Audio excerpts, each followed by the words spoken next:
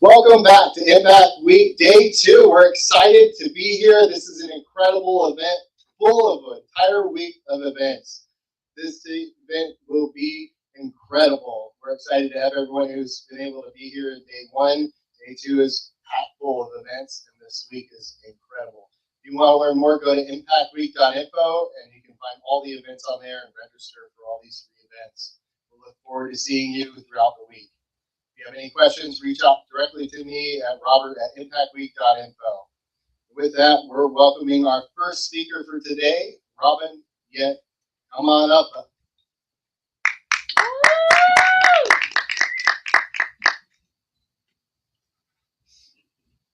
Good morning.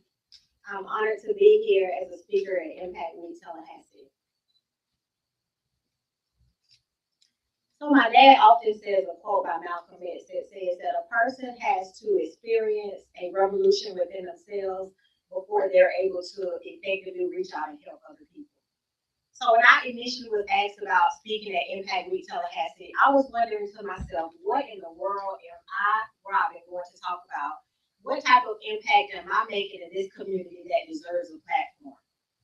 And so as I pondered on that for a couple days, it was a Sunday evening as I was standing in my living room that it hit me, and it took me back to a memory of when I was 16 years old.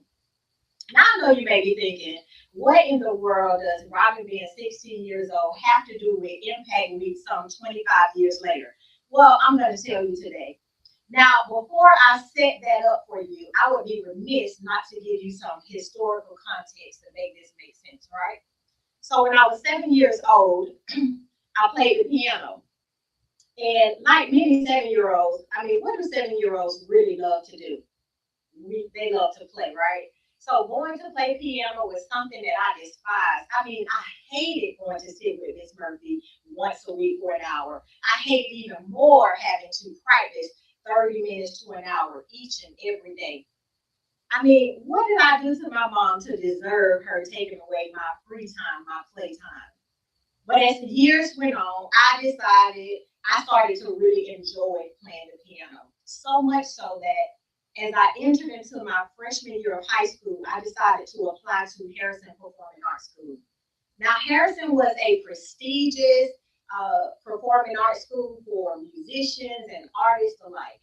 And so I decided to apply for the piano program. It was a grueling process. It was rigorous. It was applications. It was character references. We had to perform pieces. We had to do all of this stuff to get in. So after a grueling month of the application process, I finally did get accepted to the Harrison Performing Arts School. Now I can take you to when I was 16. Now, mind you, when I first got accepted into Harrison, I didn't think about what else was going to come with attending Harrison.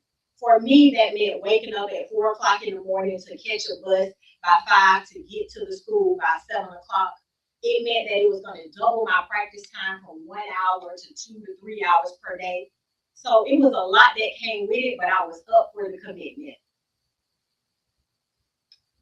So today we're talking about impact. Impact.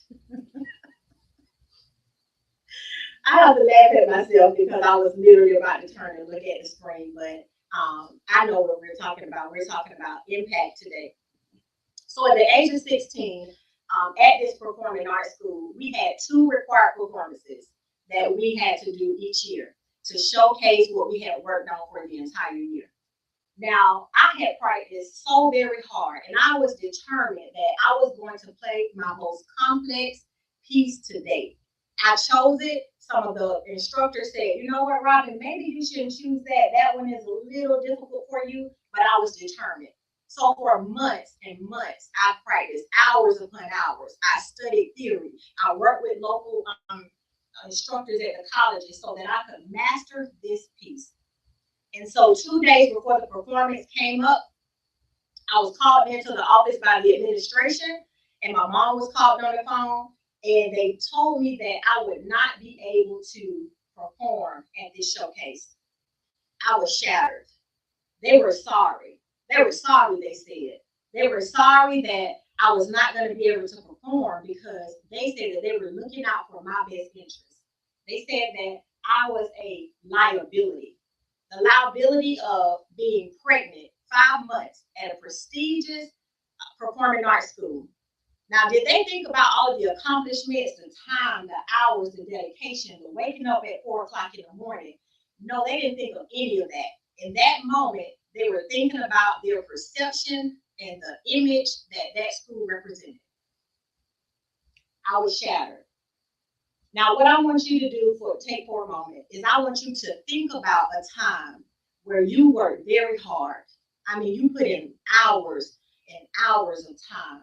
You were dedicated, you were committed, you made sacrifices. This can show up as a relationship, a career, a business endeavor. I want you to go back in time and think. Now, I'm not going to ask you to tell me verbally what it was, but I want you to take hold of the emotions that you felt during that time. I want you to consider the impact that that made on your life. I want you to consider the impact that that made on you making decisions on how you showed up later. I want you just to take a moment and consider. For me, every negative emotion that you can consider, I felt. I was angry. I was disappointed. I was upset. I felt unworthy. I felt I didn't have any value. That was the first time in my life that I felt like a liability. In 2021, I saw a building that was for sale. It was a 7-unit apartment building on the south side of Tallahassee in the Barn community. And when I first saw it for sale, I thought, wow, this is going to be a great opportunity to be able to restore some value back to that community. Now, I knew immediately, before even running any numbers, I knew immediately that this was going to be a property that I would purchase. And so, I ain't following my slides, but I knew that this would be a property that I would purchase. And so I reached out to the seller, and the seller told me, he said, hey, I think now is the time to sell this property. I've held it on for many, many years, and I think now is the time. And so I said, well, why now would you decide to sell the property? He said, well, I'm going to sell it now because this property now has become a liability to me. So, wow, I had heard that once before, a liability. So I said, well, great. So we went under contract, and then I remember going onto Facebook and telling people I was so excited about this opportunity to renovate this project, and I was excited about it. And surprisingly, I started getting a lot of feedback from people in the community. They were saying, hey, that's going to take too much work. It's going to be too many repairs that need to be done. You're not going to get a return for your value. It costs too much. The people aren't going to value the property. It's too risky. And one investor in town said that he considered that property a liability. I said, wow. I understand how the people in that community felt. I understand being considered a liability, not because of who you are, but because of where you are or what you look like. I understand what it felt like to be called a liability, to be perceived as a liability. And if you can see the slides right here, this is some of the pictures of what this property looked like before. So it was run down. This property had sat vacant in this community for 12 years. It sat vacant, abandoned, dilapidated, in disrepair, trashed, vandalized for 12 years. That's 4,380 days vacant inside of a community. Here's some more pictures showing where it's boarded up and just showing the condition of the property. Now, I want you to imagine your view. So we're going to just take one moment, and I want you to just think back or just consider if you had to walk out of your house several times a day, going to work, going to church, going to school, going to your children's soccer games, going to football games, going back and forth, and this property here is your view. I want you to consider what it's like if your children had to run around and this is what they played around, where you have drug needles because a property that sits abandoned for 12 years, 4,380 days, it said vacant, dilapidated, in disrepair for 12 years in your community. Many times when we think about impact, and I want to give you the definition loosely of impact, it's when you have a strong effect on a person or a thing, right? So a lot of times we don't think about impact in a way that psychologically this was having an impact on the people in this community. The single mother that didn't have an option to choose where she could go and stay. The elderly person that grew up in this neighborhood and they took care and pride in their properties. By no fault of their own, they had to look at this property for 12 years, 4,380 days. Can you consider what type of impact this had mentally, physically, emotionally, economically to the people that lived in this community?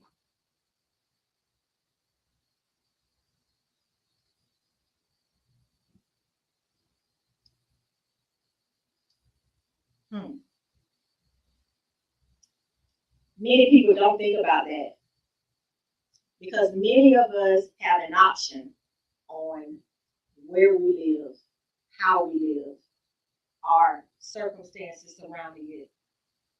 But some people, like some of the people in the Vine community on the south side of Tallahassee, don't have a choice.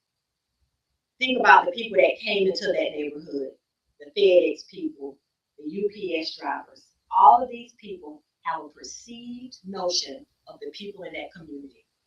Again, not because of who they are, but because of where they live. So we started working on this project and, doing the renovations. And at first, the community, they were disinterested. They would see me over there and I would speak, hey, how you doing? And try to meet the people. And they was like, But why is that? Because they wanted to see some progress. They wanted to see that this is going to be a reality for them. And so as we progressed and as we got to about 70% complete on this project, the neighbors started coming out and they started talking. They started looking out of their windows. They started sitting on their porches. They started coming over and talking to me and the subcontractors. And so now this is becoming a reality. The morale is changing.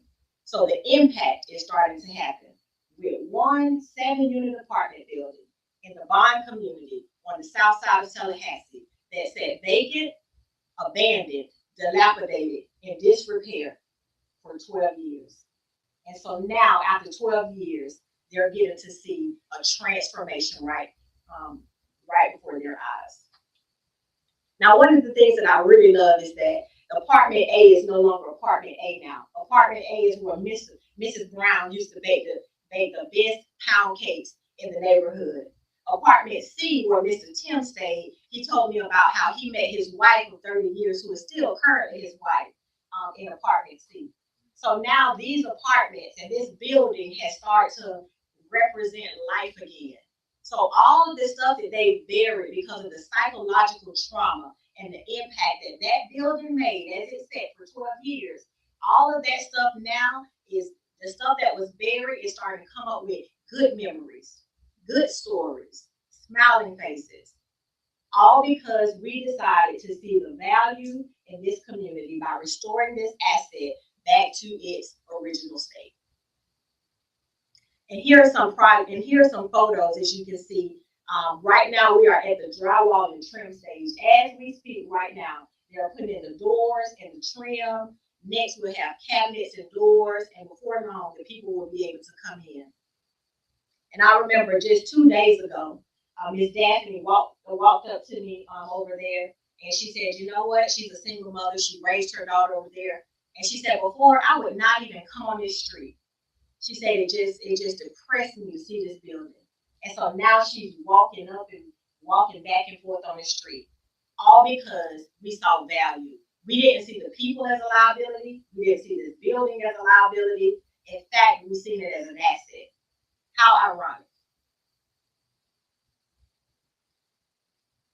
So when we talk about partnerships, because today I wanted to share with you about partnerships and purpose and how you pave the way. These are just additional photos. But the impact, and I have to read this because I can't see that far. But this project has generated, I'm sorry, people. We have worked with 15 small local subcontractors on this property. But let me go back just a moment. I'm getting ahead of myself. So when I started to think about who would I work with on this project during the renovation, I had to find partners that I knew could see the vision, could understand beyond the dollar amount. They could understand the vision and the purpose of this project. And so with that, I went to our unsung heroes in the community, and that's our small business owners. Small business owners that you may never know the name of, you may never see their face, but they are making significant impacts in these neighborhoods. So with this project, I worked with 15 local small subcontractors that have employed over 100 employees that have stepped foot on that project. Beyond that, it has touched the municipalities, the city of Tallahassee, the permitting office, the utility department, the property appraiser's office with taxes, the insurance companies. I've also patronized over 10 local small business retail stores like E&E Supply Store and JH Dowling. So there's so many people. And in addition to that, it is transforming economically, mentally, physically, and emotionally the mindset of the people in this neighborhood. And that's what's important to me. It's the people that are being impacted by this one project. And more so, this project has reaffirmed for me my purpose. So some of the partnerships, and I would like to call them out because they don't get accolades for doing the work that they do every day in these communities. So there are so many, but I'm going to highlight just a few for you. So Mr. Harold Lyons, he's with Covenant Building Corporation. He's a contractor that has worked in this neighborhood and this community for over 30 years. Now, Mr. Harold usually only does insurance restoration. But because he saw the vision and he understood the impact that this project would make, he agreed to be my general contractor on this project. Rockefeller Electric with John Rockefeller. John is an electrician here. He's a small business owner. He started his business inside of his garage in 2003, and John loves to help people. So he has been very significant, and he's had a large impact on this property as well. TOB Plumbing Plus is a small plumbing company. Mr. Tyrus has been working in this community as a licensed plumber for over 30 years. And just 5 years ago, he decided to start his own business. And so he partnered with me on this project as well. Then we have Lex Savalas with Tallahassee Construction. Lex is not even 30 years old. He's doing dynamic work in carpentry and framing and drywall, and he's helped me. He's been out in the community talking to the neighbors. It was one situation where they couldn't get water at the property, and so neighbors were so excited. They said, "Hey, bring your water hose over here. You can just hook on our water," because they wanted to see the project progress. So they didn't want to see any stalls in the transformation that was being made. We have Mr. O.D. Curtis, who is a HVAC contractor. He's been in business for over 40 years right here in Tallahassee, Florida, serving the community. Tony Williams with Tony's Drywall and Plaster is another one. He's been in business for over 30 years doing drywall services. So all of these people that have partnered with me to do this project have been in business. They've been working behind the scenes. They work with people like the people in Bond, who sometimes they can't afford the services. So they come in and they not only just, come and do the work, but they actually talk to the people, right? They talk to the people in these neighborhoods. And one of my last vendors is Micah Yant. He owns One Call Property Preservation. He does landscaping, pressure washing, and debris removal. Now, you may say, wait a minute. He has the same last name. Indeed, he does. So this is a shameless plug for my husband's business, but he has also been a partner with me on this to move this project forward. Local retail stores, I have Mr. Ben at Home Outlet. I have Jeff over here at Lumber Liquidators. They all work very hard to find the greatest and the deepest discounts. And make sure you know, tell them I said that. But they are trying to do everything to help this project move forward so that I can stay within the bounds of the budget. Now, when you're talking about paving the way, impact is a thing a lot of times that we think of maybe, you know, in a grand scheme of things.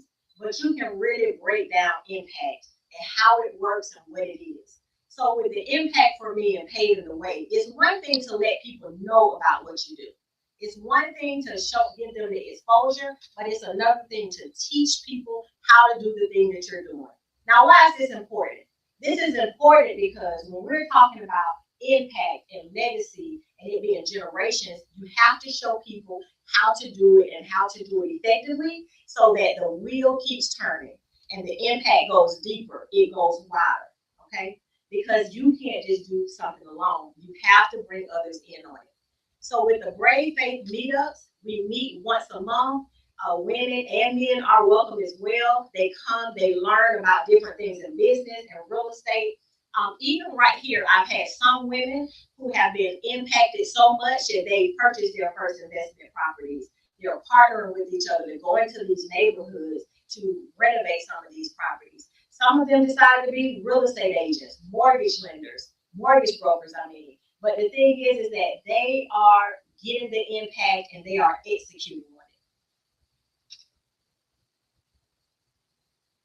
Now, I talked about impact as it relates to being on the outside, but impact is a thing that works on the inside as well as the outside.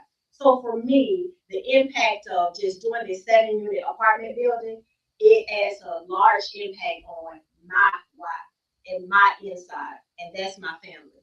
So right here, what you see is you see my daughter, who is 15 years old, who is also sitting in the audience today. She's with her business. She has a vending machine business and an entertainment business because she sees the impact of what it takes to impact people. I have my son here, Ezreal, who's a college student now. And so he's in college and he's making an impact because impact comes in big and small in places and people. So you want to make sure that the impact is seen within your house and within your community. I have my other daughter, India, there. She's making an impact that she's standing at her senior night and she has her band uniform. And then this is all of us together. And then my littlest too, if that's a word. I have Mr. Shiloh, my grandson, and Naomi, which is my granddaughter. So you see, when you're talking about impact, you got to make sure that you're impacting the people in your community. You have to make sure that you're impacting the people within your house. Because impact is like a domino effect. And you want it to go wide and you want it to go deep. Now, what's next? Why do I do what I do? So for me, this 7-unit apartment building, that's set vacant, abandoned, dilapidated, in disrepair, vandalized for 12 years, 4,380 days, reaffirmed a purpose in me. And if I'm being honest, I hadn't even really thought about it until I had been asked to come and speak at Impact Tallahassee. So it was a God purpose thing for me. So as I was invited to speak and I went to really thinking about it, because I had to answer my own questions. What am I going to talk about? And who am I really impacting to have a platform is Impact Read Tallahassee to share? The thing is, we all have an impact. We all are making an impact. And one thing that I want to leave you with, and one thing that I want you to consider is, consider the way you impact someone is going to impact how they impact. So I'm going to say that again. The way you impact someone has an impact on the way that they impact. So in the audience today, I want you to consider, how are you having your impact? What does that impact look like? And if you're not in a position to make the impact, you need to get there. Because someone is counting on you to show up because it's going to have an impact on the way that they impact. Harrison Performing Arts Administrators, they had an impact on me. They had an impact on me to show me that people are not liabilities. Their circumstances may be a situation, but people are not liabilities. Partnerships are important. Okay? So you got to think about that when you're thinking about impact. So for me, reaffirming my purpose is I want to be able to build many subdivisions that single teenage mothers can come to while they're trying to figure it out, and they can live there for free. So they don't have the stress on their backs of trying to figure out how they're going to pay their bills and how they're going to do this and how they're going to, take care of their babies. I want them to be able to come and stay there while they develop themselves professionally, personally, spiritually, emotionally, mentally, without the stress. So that's my next. And so this 7-unit apartment building has put that fire back into me to go towards that goal, so that I can have that impact. Because if I just impact just one young lady who feels like a liability, if I can have one impact on a young lady who feels like she's in disrepair, who feels abandoned, who feels neglected, who feels in disrepair, then I've made the impact that I was supposed to make.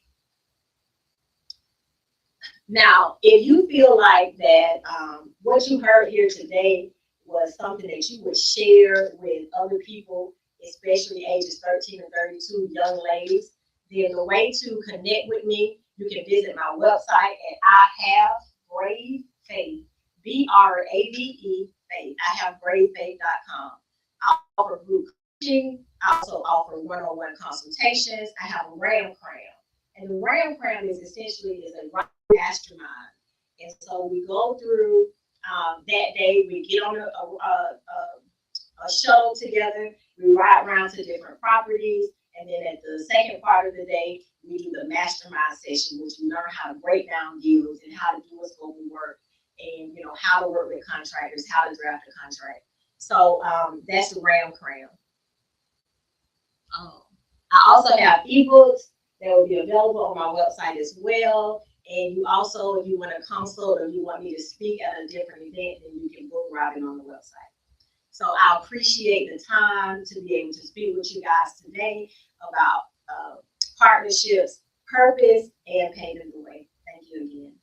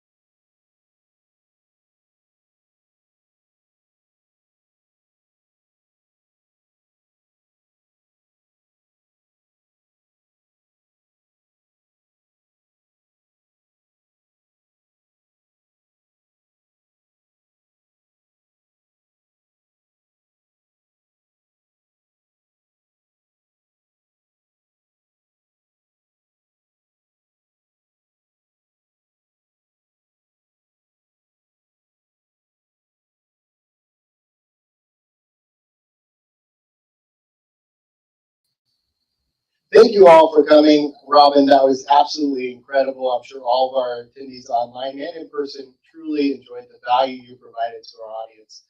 Come back at 12:30 for TCC's resources for small businesses. They're going to be providing lunch, so it's an opportunity to get some food. And we look forward to seeing you here at the TCC Center or next to the TCC Center for Innovation, located in the Challenger Center and the Planetarium for lunch.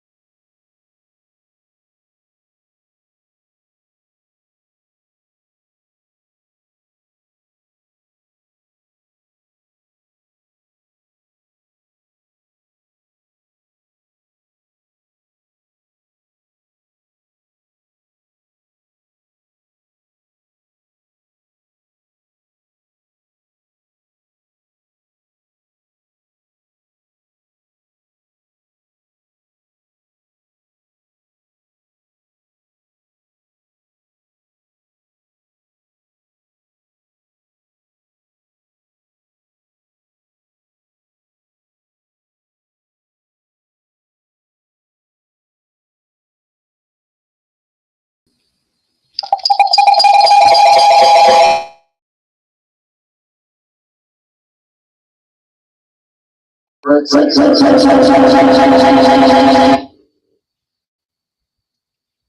Our next presentation. I'm way up too loud. Right, there we go. So we're excited to hear more about small business resources from TCC. And those here are getting free lunch from Jimmy John. So thank you, TCC, for being here and sharing your insights. With that, I'll invite them up for our next event.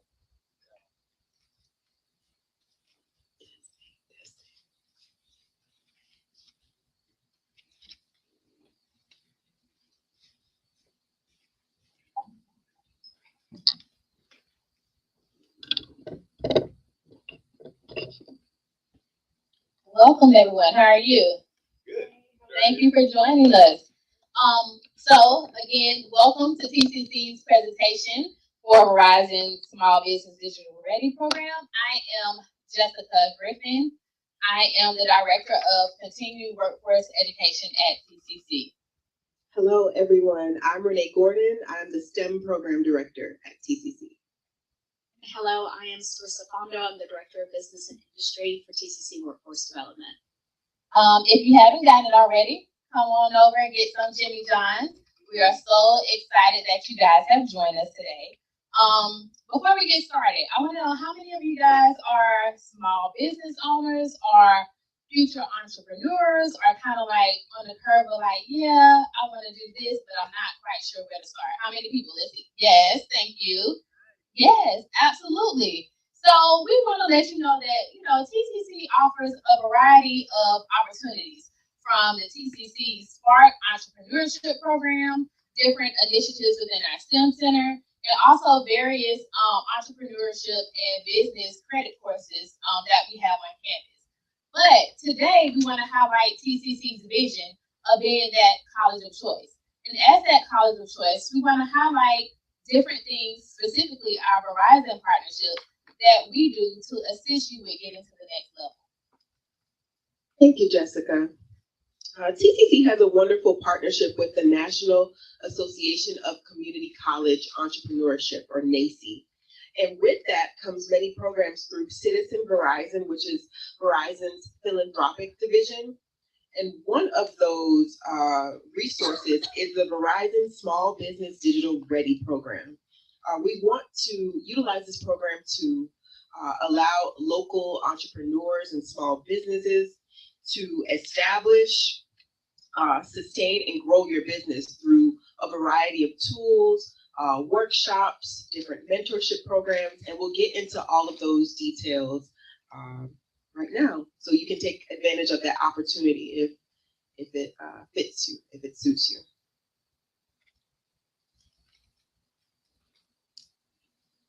Will you play the video?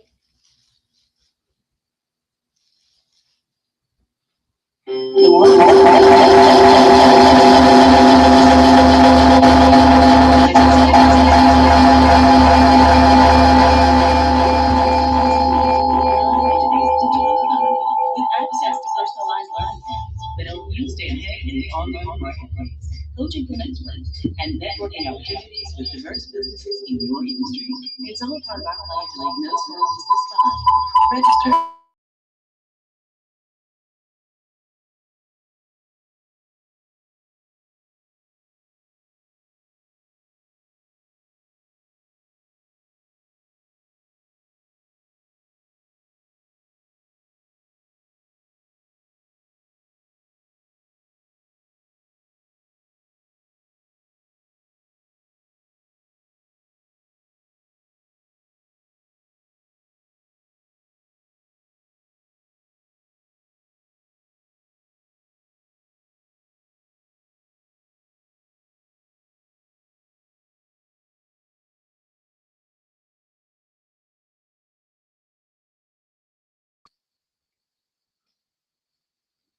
So as we said, Verizon actually has a very large organization dedicated to helping entrepreneurs like you.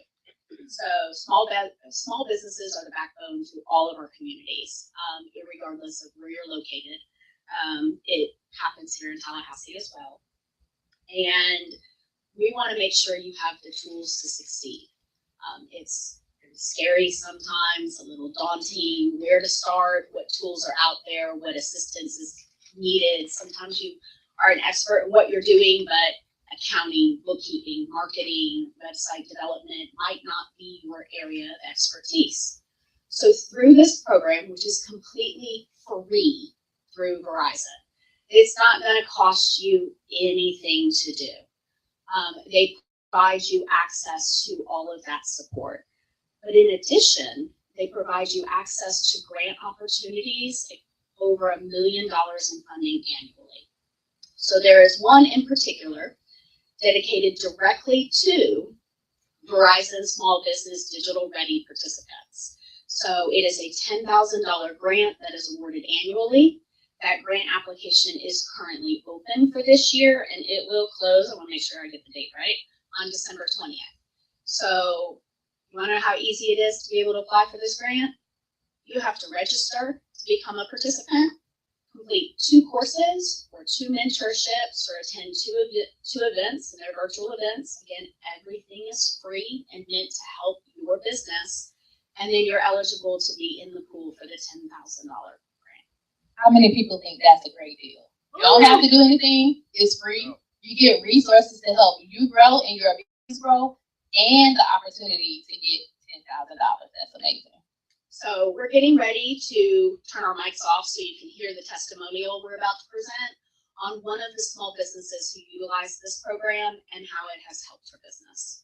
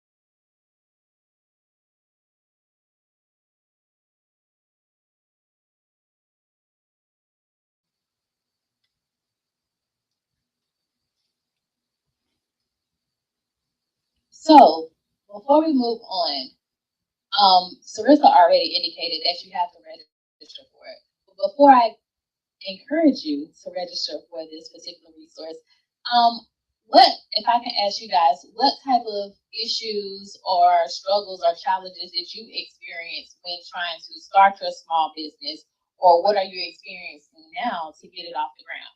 Anyone want to share?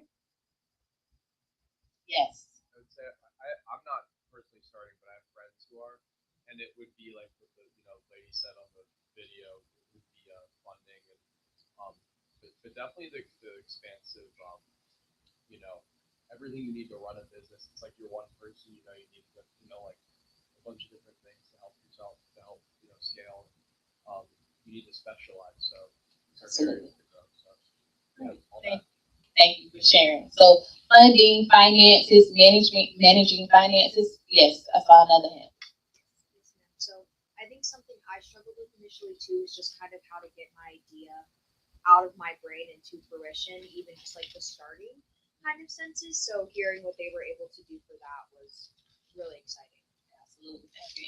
Anyone else wants to share? Not if I want my hand. Maybe not. I made it up.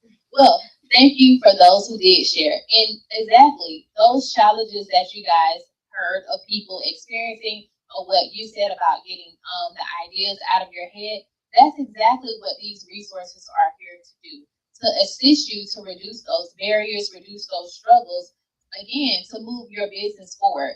And so with this resource, they made it as simple as possible.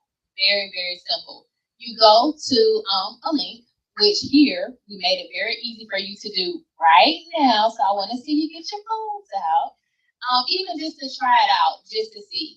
And you just heard from the individual who talked about how helpful it was to get her lash business started. But you also see a quote right here from Pam.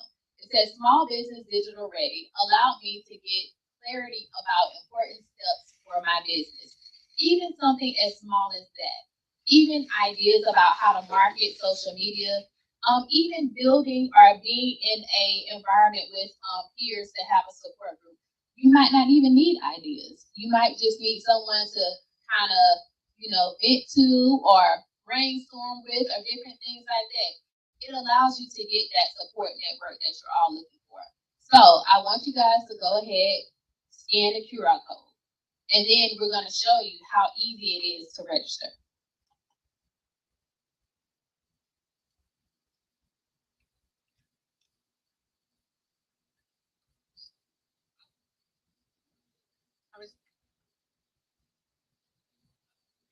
There you go.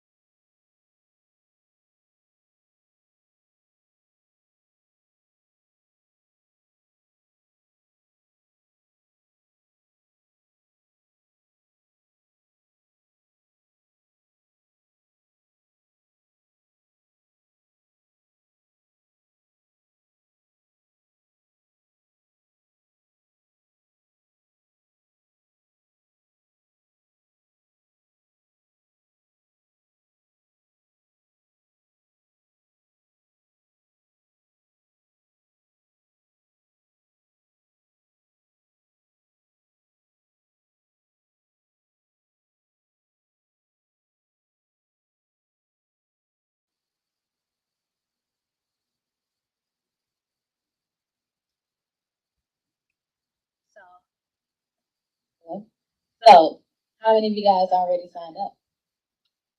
I see a few who still didn't have their hand up, but we have a little incentive for you.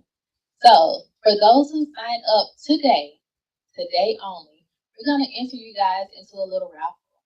So, not only are you entering the opportunity to get very useful resources from Verizon, also you have the opportunity to win $10,000, but right now you have the opportunity to get We're raffling off two $25 gift cards to. Okay, so just money, $25. So we're going to give you a few seconds to go ahead and register if you have not, and then we're going to pass around some raffle tickets. Can I register for someone else? They need it. Yes. Share the love, absolutely. I appreciate that. And share this information with any other friends, family members, or people in the community that you think could really benefit from this program.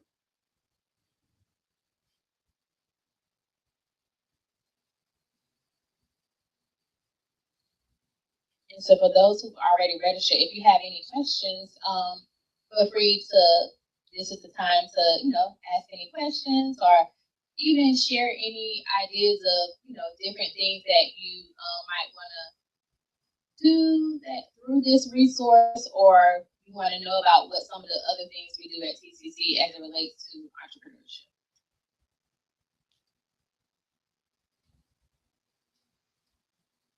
Can you talk about the partnerships you have in the community?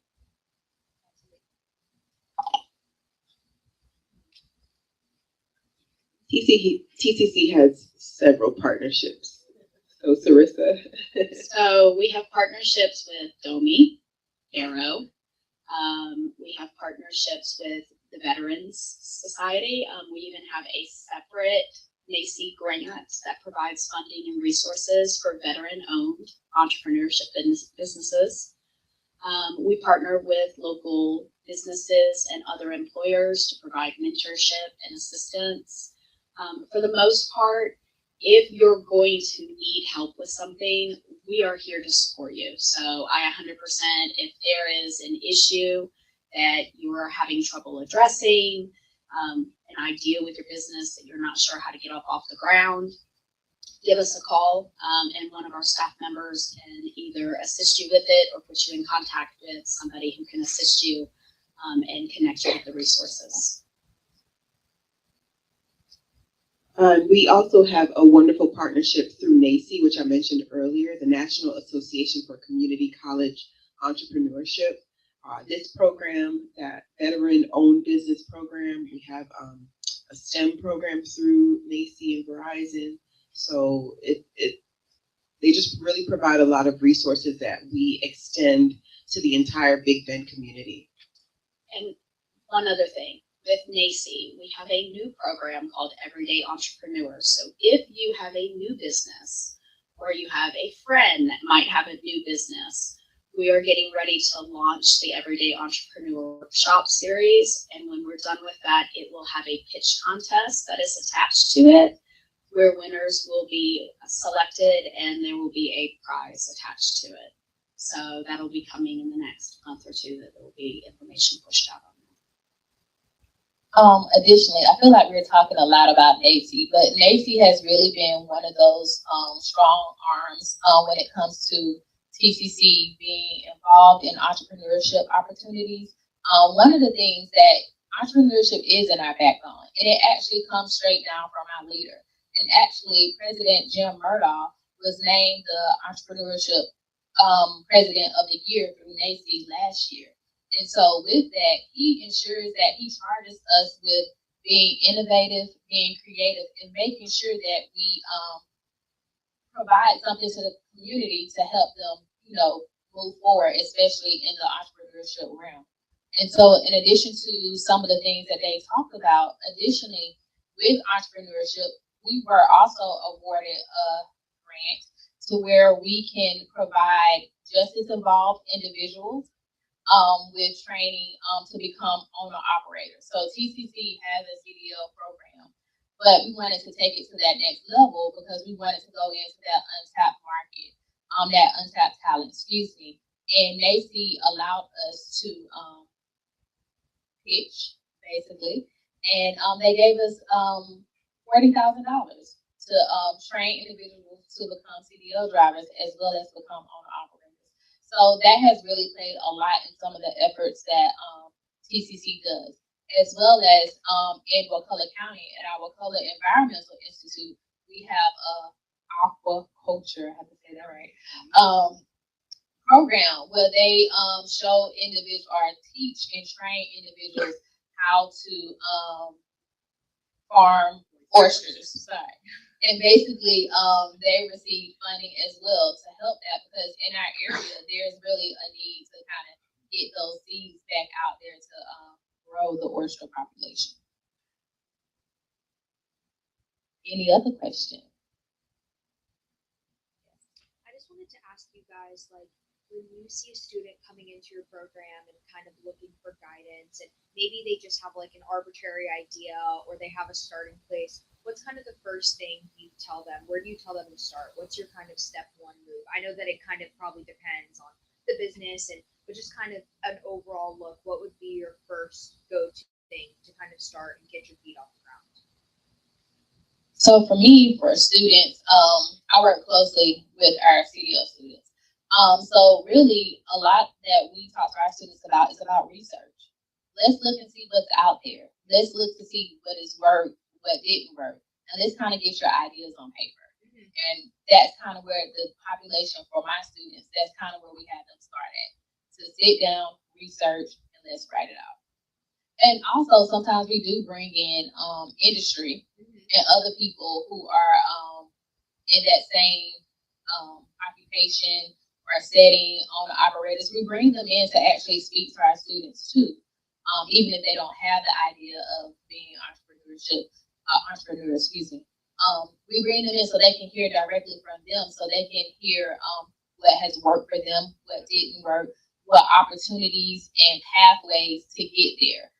Because we also do believe in steps. You might not have to jump right into it, so we do introduce it to our students that way.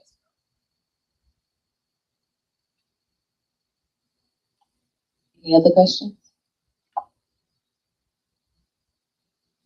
Okay. Can we check to see?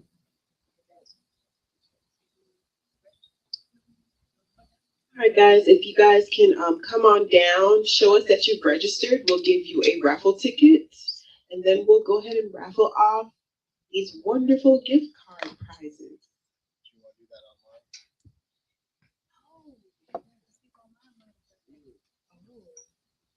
So, Can you see it? Can you see it? Can you see who online has done it? Can they put this? I don't know how.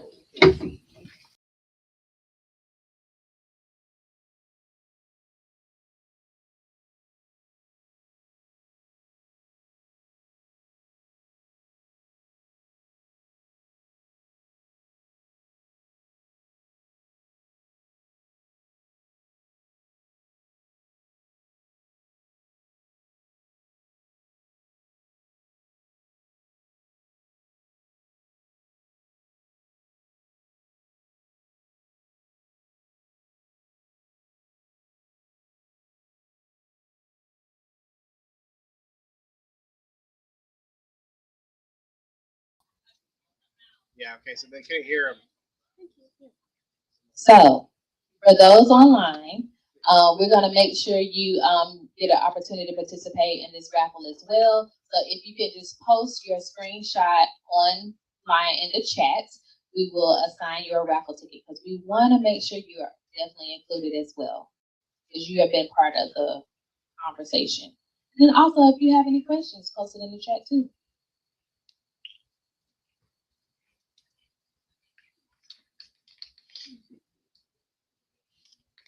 I'm going to give you guys like 1 minute and 30 seconds. If you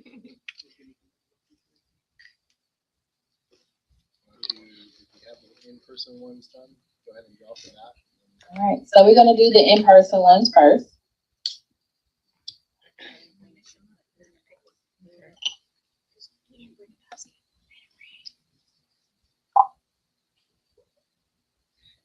Pick a card.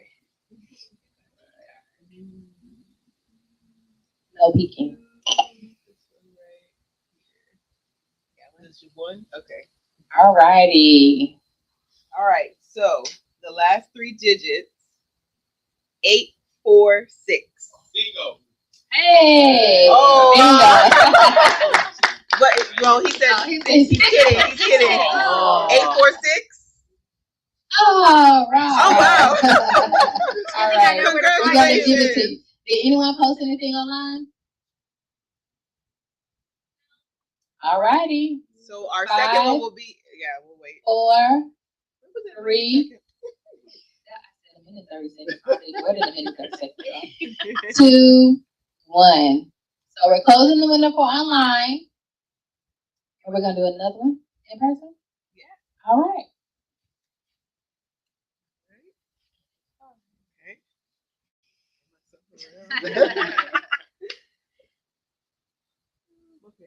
Clearly, we're moms.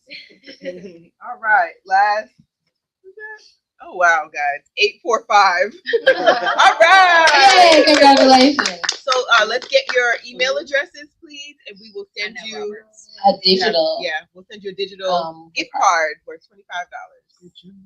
Wonderful. Well, thank you all who joined us online and in person. I think that was an incredible event. I think those resources are incredibly valuable for small businesses. Be sure to share those resources.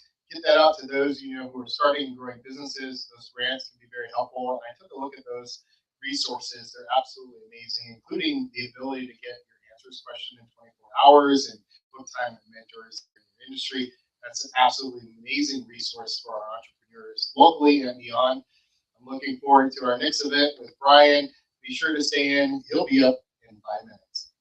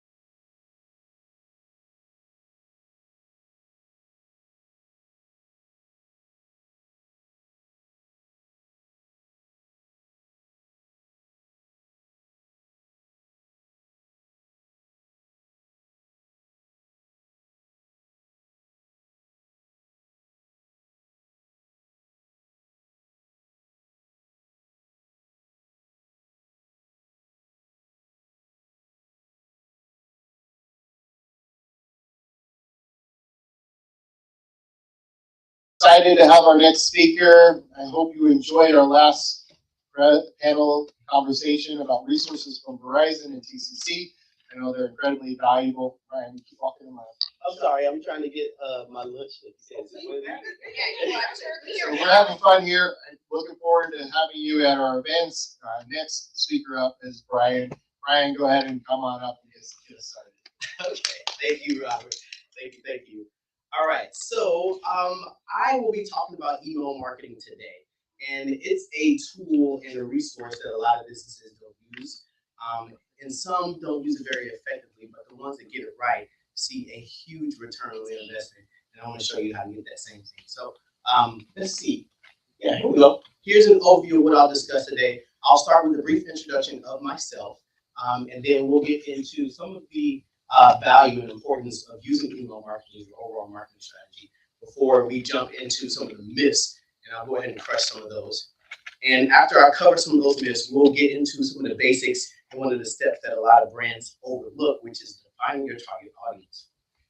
Once we do that, we'll move on to how to build a list from those audiences, and then finally how to create campaigns to earn and keep their attention, and then how to automate it and put it on autopilot so you can keep your business growing and focus on the things that are important from there. And then finally, we'll end with the Q&A. At that Q&A, I have some amazing tools and resources to give away for you all to use in order to grow your business using email marketing. And for those of you that are here today, I do have, hi, how are you? Hi, guys. Good. I do have some giveaways, so I love giving away things for participation because I don't like talking to myself. Otherwise, I just talk to them. So that's the case. So a little bit more about me. Again, my name is Brian Wyatt Jr. I am the president and CEO of BBZ Graphics. We're a full-service creative and marketing agency with a strong social focus, based right here in Tallahassee. I'm originally from Chicago, Illinois, where I learned to use entrepreneurship to overcome adversity and homelessness. I joined the military and served 5 years in the Air Force as an intelligence analyst. And there I learned to use technology to help make my job easier, and I kind of incorporated that in everything that I do in my marketing agency. I am the father of 11 children, which is a lot like running a business. You have to keep your costs low and your income high. So if you don't believe me, you can count right there. That's the first 10, and then we have a 1-year-old now who was born after this photo was taken. And so I have a few other brands and investments that I support, including my marketing agency, but also serve as a fractional CMO or Chief Marketing Officer. BBZ Graphics is our full-service creative and marketing agency. Then I'm also the co-founder of the Black Excellence Collective, which helps promote Black entrepreneurship in Tallahassee, North Florida. For the past 19 years, I've been accelerating brands as a marketing strategist, a brand architect, and a publicist. And I've been doing this from the passion of my heart, believe it or not. I love this. I love helping people, and I love helping businesses. So with that being said, tell me about yourself. Who I've got in the room. What's your name? Jackie, what do you do, Jackie? I actually do marketing as well, but really more the graphic social media part. Okay. All right, so we're going to have fun today talking about some of that. So good. So we're going to incorporate plenty of that. Now that we cover that, I want to make sure that you understand that I am certified in everything that I do. I have plenty of receipts. I can send you certifications after this. I'm a partner with Constant Contact and MailChimp, and these are the tools that we use to help grow the brands that we support. Now, with that being said, let's do a pop quiz. Come on, Jackie. What is the #1 app on smartphones? Amazon. You take a guess. Instagram. A lot of people will guess social media, but the actual #1 app is email.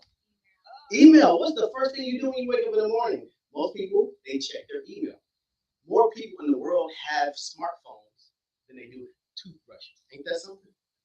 That's crazy. More people have smartphones than toothbrushes, and the #1 app on their smartphone is email. The first thing they do is check their email address. In fact, 91% of people check their email before they do anything else for the rest of the day. And more than half of emails are checked on a mobile device. So I want to show you how to be the first thing that people see in the morning so that you can set that first impression and make sure that you are found, that you are heard, and that you reach the audiences that you want to reach. So let's get into the value of email marketing.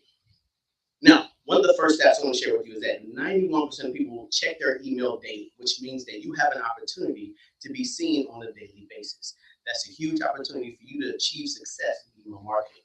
88% of people regularly check their email on their smartphones, meaning not from a computer, because we're always on the go. I mean, I'm here, I've got my phone recording over here, and I keep it with me in my pocket. If I got two. So I've got a lot of things bouncing back and forth, and most people live that exact same way. Now, let's cover some email marketing myths. I think my fonts aren't working, but I know these slides. So one of the first myths that people often say is it doesn't work. Well, that's not true. Email gets delivered 90% of the time. If you send an email to someone, whether it's for work or business, they're going to get that email, especially if you know the right email address. The only time it doesn't work is if you enter the email address in wrong or they have spam protection. So with that being said, that's a stark contrast from social media, where if you post something on Facebook, only 2% of people are actually going to see it in your audience. Isn't that crazy? On a good day, only 2%. So email is going to get delivered. People are going to see it. The intended audiences are going to see it. Most importantly, and one of my favorite things, email sees 3 times more conversions than social media. That means that each time you send an email, you're 3 times more likely to get someone to take an action than you do on social media. And of course, all the sales and finance and big people, their favorite part is for every dollar you spend on email marketing, you can expect a $36 return on your investment. Most email marketing programs are either free, integrated in some other free app, or they cost very, very minimal. So it may be like $19 or $20 a month, but you can make hundreds of dollars a month from that one app, which can generate huge returns on your investment.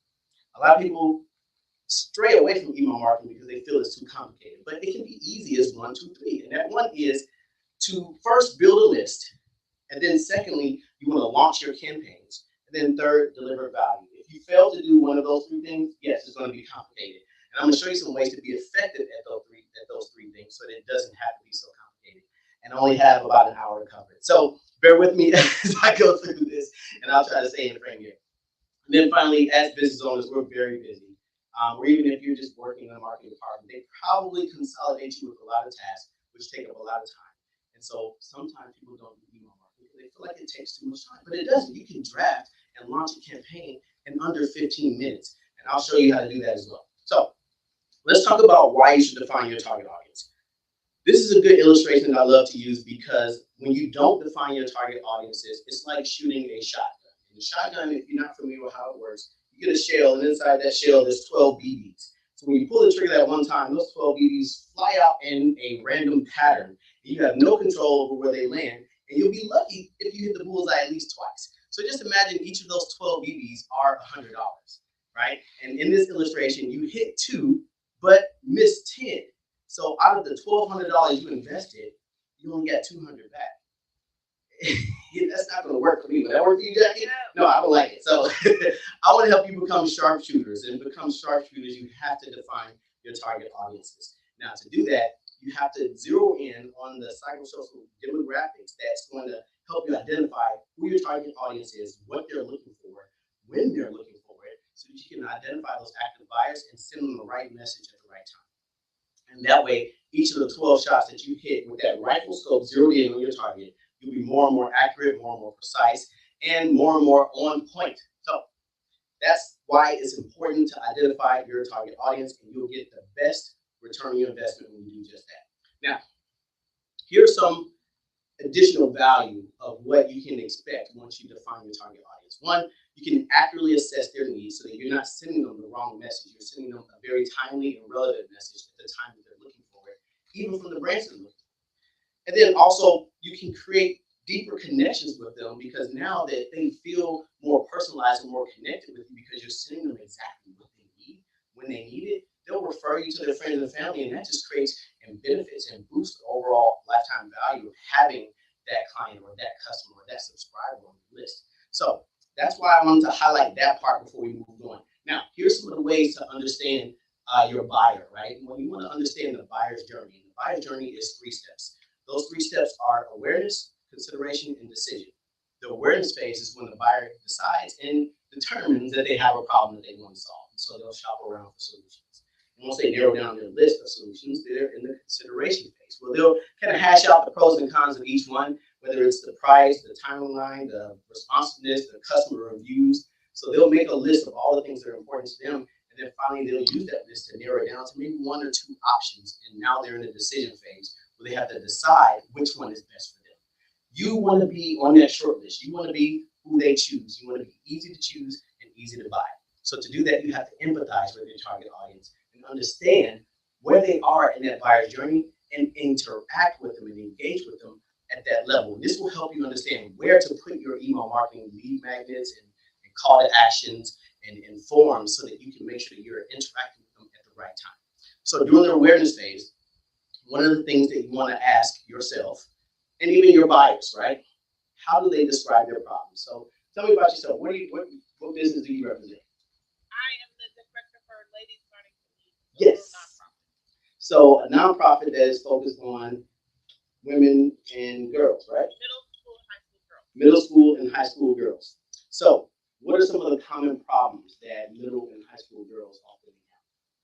A lot. The world is on their shoulders. Yes, indeed. One, I think they're considering, peer pressures, obviously, their own self-image, but then also preparing for life after high school.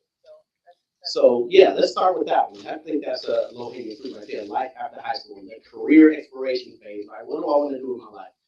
How do they define the problem? So we as adults who have jobs and businesses, we can say, hey, you need to, it's called career development, right? That's what we call it. That's our language. What is a high schooler's language to define their problem of trying to figure out what to do at high school? I mean, they're thinking about job or college. Like, are they getting a job? Are they going to college? And then they're looking at how much they're going to make, how long are they going to have to work, like those types of things. And those are very important questions. I have 6 daughters, 2 in college, so I'm very familiar with like some of those questions. So those are the questions that we want to ask ourselves. And when we're creating content that's going to earn their attention, we want to make sure that we're using that language in it and not career development, because that's what we can say to our grant writers, the stakeholders that pay the bills. But when it comes to the actual people who we're helping, we want to make sure that we use their language. And so, for example, we want to make sure that's present in search engine results, in our social media content, on our website, especially on the pages that are specifically for middle and high school girls. Using that language will help you earn their attention, because now they feel like you're talking directly to them. It's almost as if you're in their head and you're thinking exactly like them. So it's hard to turn that down versus someone who talks fancy and they don't really understand what exactly you're talking about or what exactly you're offering. So that's just an example in the awareness phase. Now, in the consideration phase, we've got what categories of solutions. So you listed a few categories. We've got, I can work a job, or I can go to college, or I can study a trade. So they have 3 options at least, right, what they can do after high school. So one of them could be secondary education. That's what we would call it, post-secondary education. Another one would be what we call it, workforce development. I'm trying to think of all the fancy words that we say here in Tallahassee that we share with the politicians. So we got workforce development, and then what do we call college? Or no, the trade schools. Is it skills? Trade school. Yeah. Skill-based learning. Skill-based learning. There we go. So like if I wanted to be a mechanic or something, this is different to guy, of course. But if I wanted to be a girl, yeah, or a girl. Excuse me. You're right. I apologize because I do know some, but I messed that up. So let's say that they wanted to be a mechanic. Skill-based learning would be the way to go. And they could go to TCC Lively to learn those skills and grow. Now, those are the words in the language that we would use, but we want to put it into their language, into Gen Z language, as we would call it. So it's important to study and understand that so we can make sure it's in our content. And then finally, when we get to the decision phase, when they narrowed it down to maybe 1 or 2 options, hey, I want to get a job, or I'm going to go, to cosmetology school, or to learn how to take apart engines and do oil changes, or maybe I want to do welding. I want to do some really hard skills. So when we narrow it down to those options, they're probably going to be looking at, for example, the pay, how much we're going to get paid. So you mentioned that question. Because obviously everyone wants to make enough so they can take care of themselves, take care of their family, their friends, and maybe even live a soft life. So when we start to understand their goals, we want to make sure that our content reflects what they're looking for. Now, when you have that, you know exactly where and how to engage with them in their journey to solve that problem. And that leads us to how to build your list. Now that you know where they're looking, how they're looking, what they're looking for, you need to make sure you present that information, and you need to present those options to them in ways that's going to get them to join your online community. So that's one thing that I often say a lot as well. Because people say, hey, join our email list, get our newsletter. But one of the things that people desire most is to feel a sense of belonging. And so to do that, I often say join our online community of blank. So create a name for your community. So for some, it might be a VIP list. For others, it might be accelerators. For others, it might be whatever the school name is, so the Hawks, online community of Hawk Risers. So come up with a name for your community and then use that to make people feel like they belong there, that what they're looking for can be found there in that community. One of the ways you can do this is by creating forms on your website. So what you might see or have found is popular is to, have a pop-up form on your website. So the last time you joined the email list, how did you join it? Go ahead and name some out there. It was a pop-up? Okay. What about you? Some kind of purchase or article. Say it again? Either some type of purchase or either you were looking at an article and you just. It was like the last little checkbox on there. My man. Here, I got a coffee card for you. To Vino. I'm trying not to make you get up. Oh, and I'm going to try not to fall. All right. So, yes, you can do it at checkout, like point of sale type things, forms on your website. Here, I got something for you too, Jackie. I told you, I'm going to give away something. This is a free day pass at the hub. So you go work in a premium luxury office if you want to. There you go. Text message opt-in. Anybody ever got, like, you went to somebody's website and pop-up came up and they said, hey, text to join, you get an extra 15%. Yep. Right? Yeah, everybody loves those because it works. It works for me. I will take a discount as often and as many times as I can, and I'll stack them in all the ways, especially for Black Friday. Who's Black Friday shop? Right? All right. Yeah, I'm a Black Friday shop online. I can't do the rest. I got too many kids.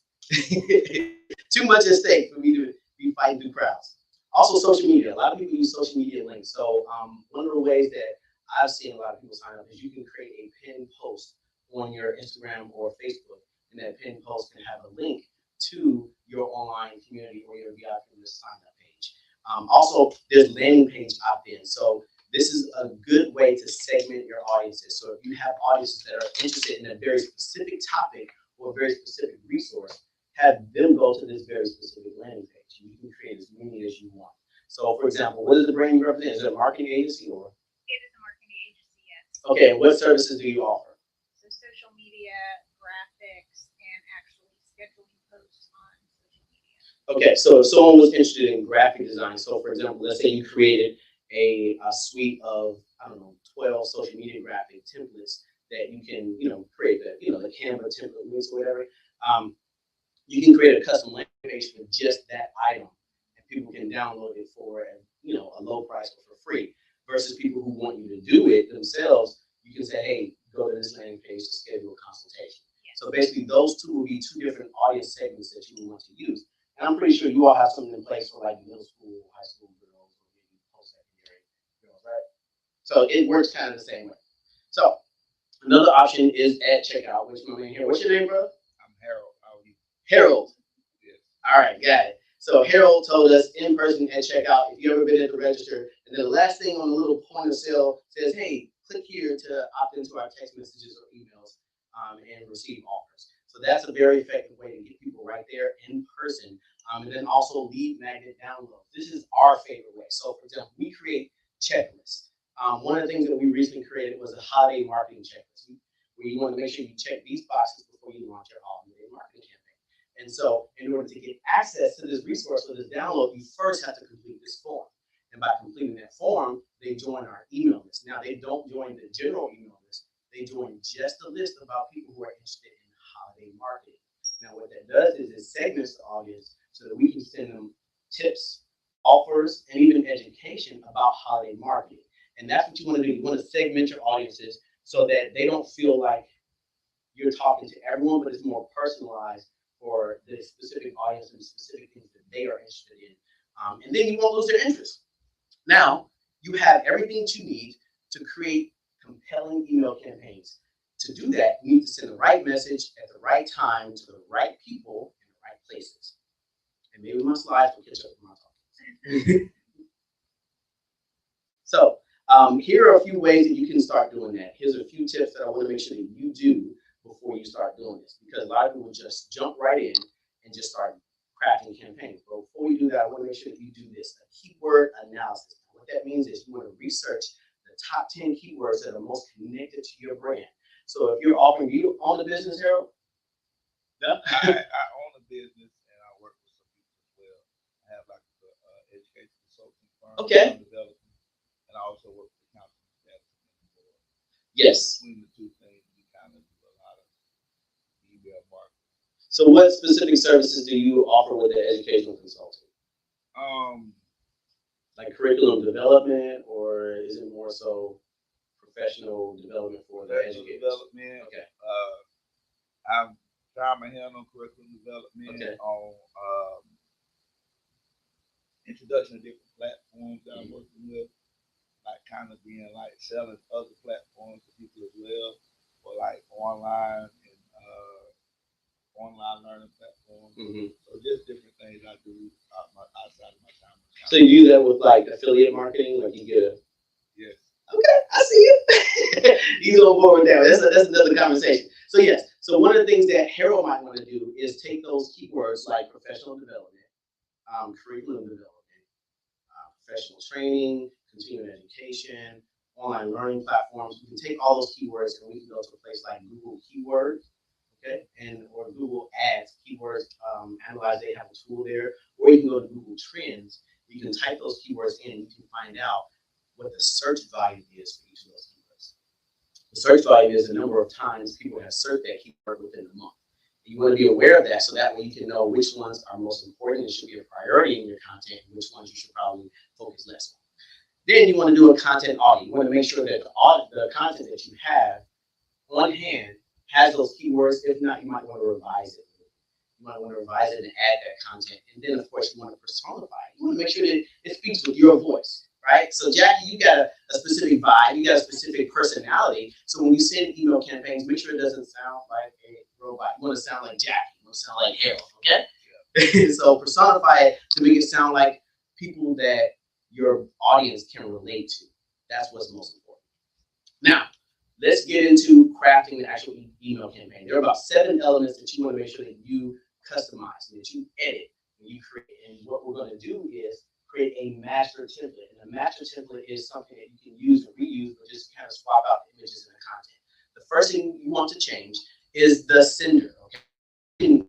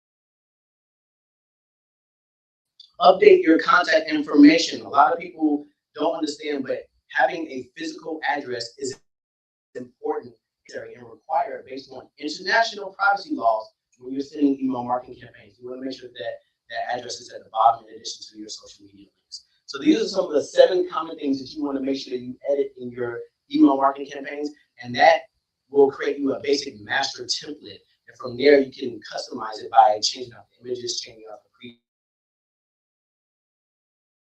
the replies and subjects. And I'm gonna give you some tips on the subjects and call to actions in a little bit. So let's talk about the actual subjects first.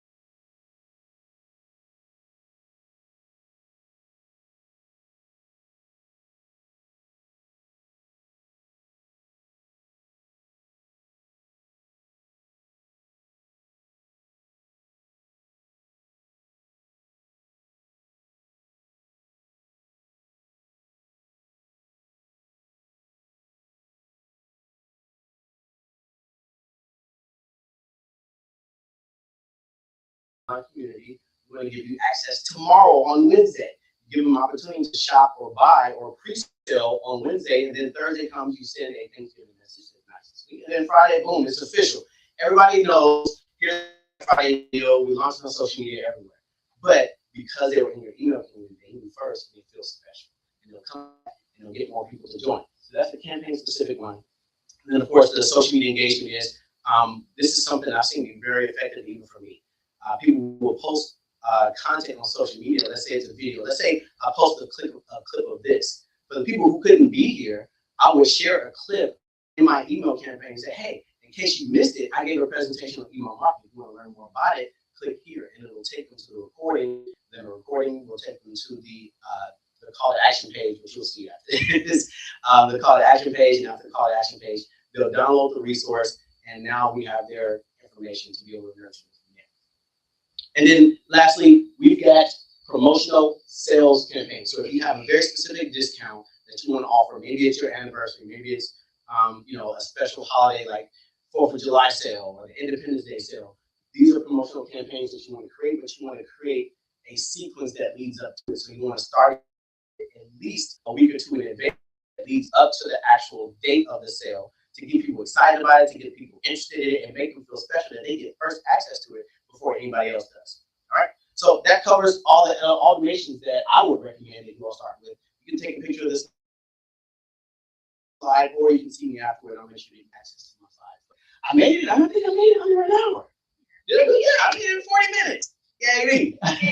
Here's of everything we discussed. Does anybody have questions that they want to have about 15 minutes for Q&A, I think?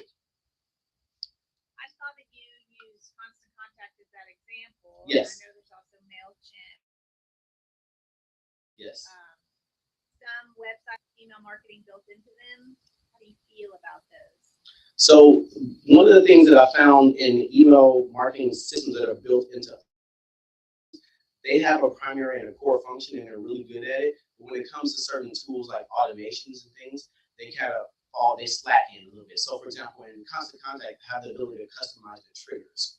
Whereas in other systems, I have to create automations that is based on one specific thing. So if they join a specific list, then they'll only get those.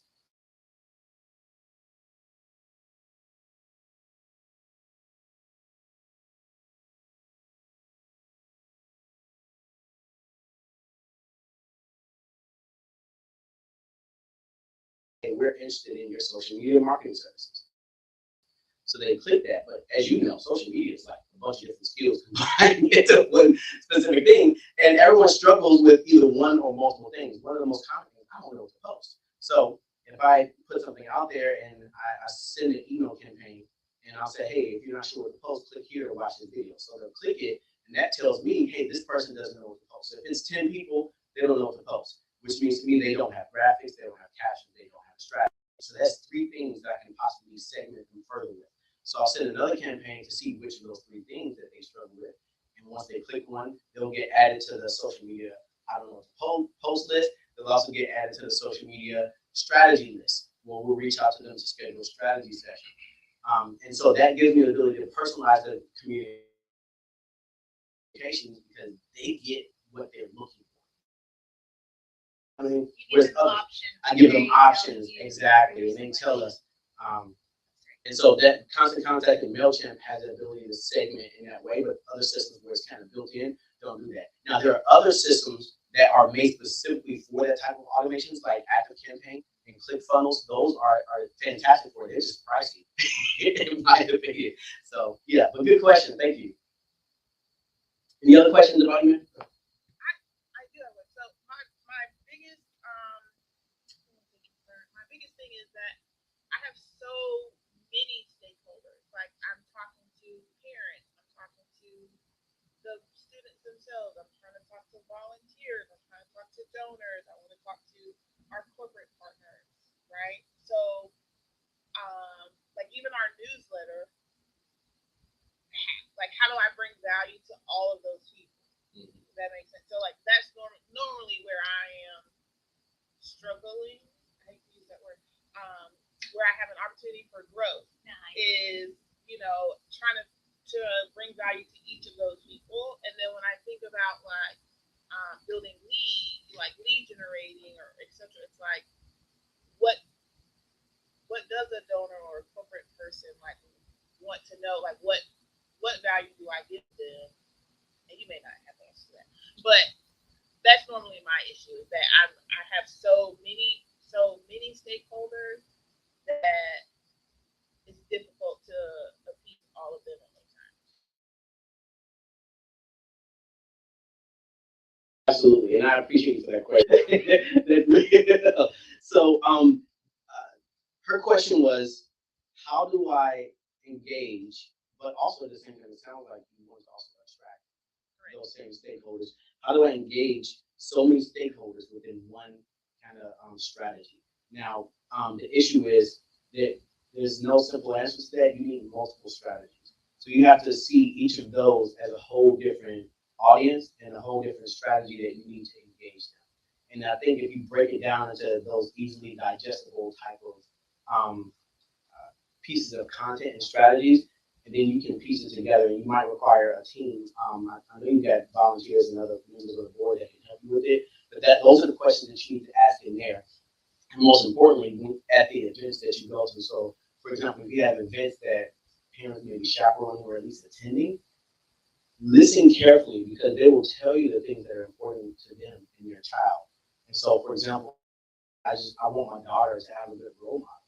I want them to be around powerful women so they can learn and see what's possible for them. And if that's important to them, then that's the type of content that needs to be in your parenting segment.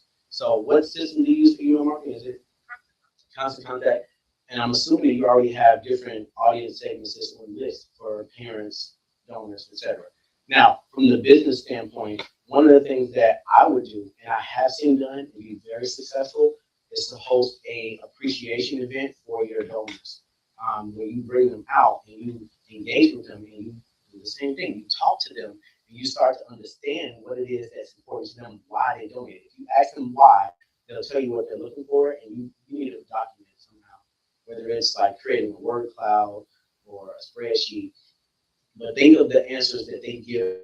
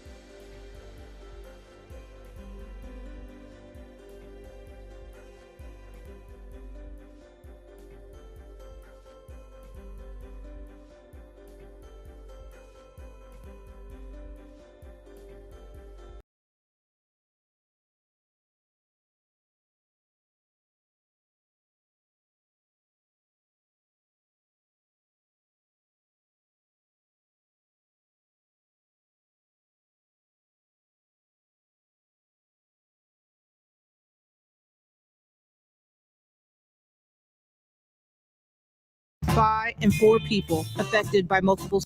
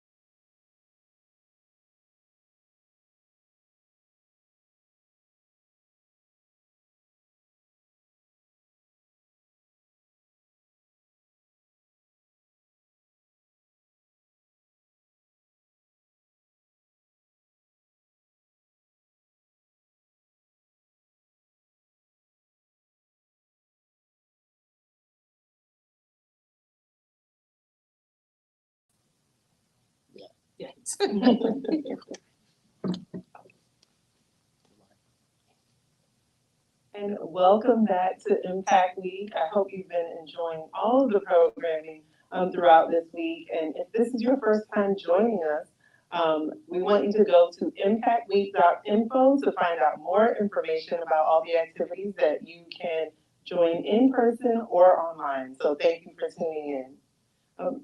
We're going to get started in just a moment with our conversation about living with MS. But before we get started, let's start with this short video.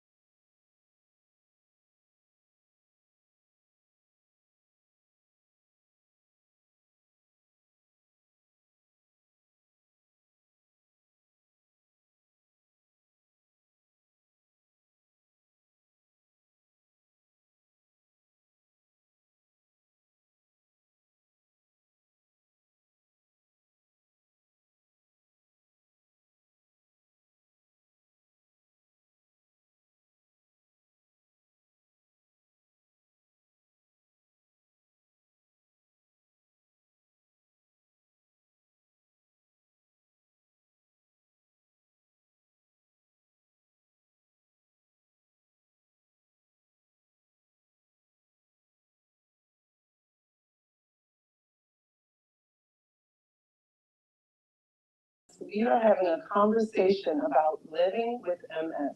You'll see that there are 5 women that are going to be able to share with you. So I hope you're watching, getting ready to take some notes. Be open to hearing their experience.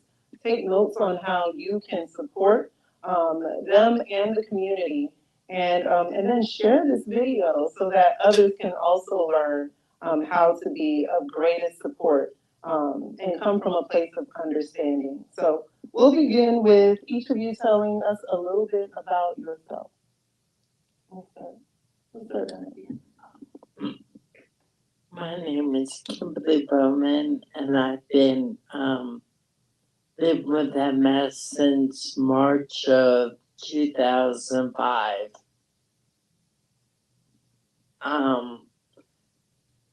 My caregiver is my daughter Jessica and my son Jacob.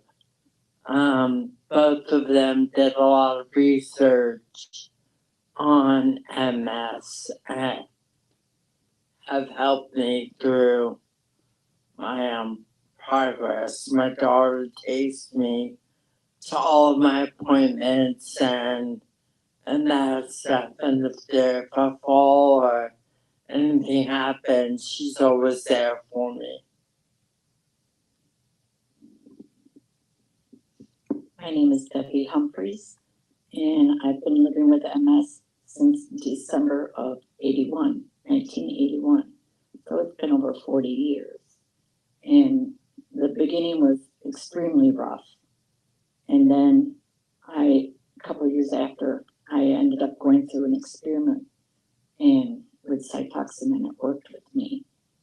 But now I'm sitting here and it's been over 42 years. And I depend on my husband and my daughters to help with some of my care. And, they all have jobs, but pretty much I'm pretty much holding my own and function pretty well independently. Well, I'm Nikki Sargent, and I was diagnosed in June of 2015. So it's been a very interesting 8 years. And I guess it's hard. My community kind of involves my family and my friends. And the funny part is my dad also has MS, so we have the same symptoms. But the difference is he does not take medication, but I do take medication because I need my medication. And it's just, I don't know, it's weird that some people look at you and they don't realize exactly the struggles that you go through on a daily basis. That's my biggest thing. I'm Jessica Bowman. My mom is Kimberly Bowman. I'm her caregiver. I take care of her and go to work full time, and I go to school full time currently as a medical assistant. I've been taking care of her full time probably since I was a teenager. My dad passed away in 2005, so I kind of became the primary caregiver for her. But and it's been rough, but it's rewarding at the same time because if I'm not here to do it, who else is going to do it? And I wouldn't want anybody else to do it, to be honest. But I mean, I know she's very grateful, and I just do the best that I can. To be completely honest, it's some days are better than others, so we just work with what we got. And my name is Natasha Akoff. I was diagnosed with MS in April of 2014. I've been traveling a lot for work from Florida to New Jersey, and just started feeling some numbness in my body, which is one of the symptoms of MS. And not knowing what it is, not knowing what's going on, decided to go to the emergency room. And within a couple of hours after an MRI, like I'm 99% sure you have MS. And I had no clue what MS was. I thought it was a death sentence. I was in my hotel room, boo-hoo crying, because I had no clue what was happening with my life at that point. I have two small children. I've, since being diagnosed with MS, and I really just, from that point, decided to do what I can to make sure we are continuing to bring awareness to MS. So that's why I'm here. Thank you each for sharing a little bit about yourselves, and I feel that even in your introductions, we're already getting some insight. And I'm sure that sharing in this way helps to sort of build community, which I would imagine is very important. So tell me, what does community mean to you, and what does it mean to have built that community through your stories and shared experiences?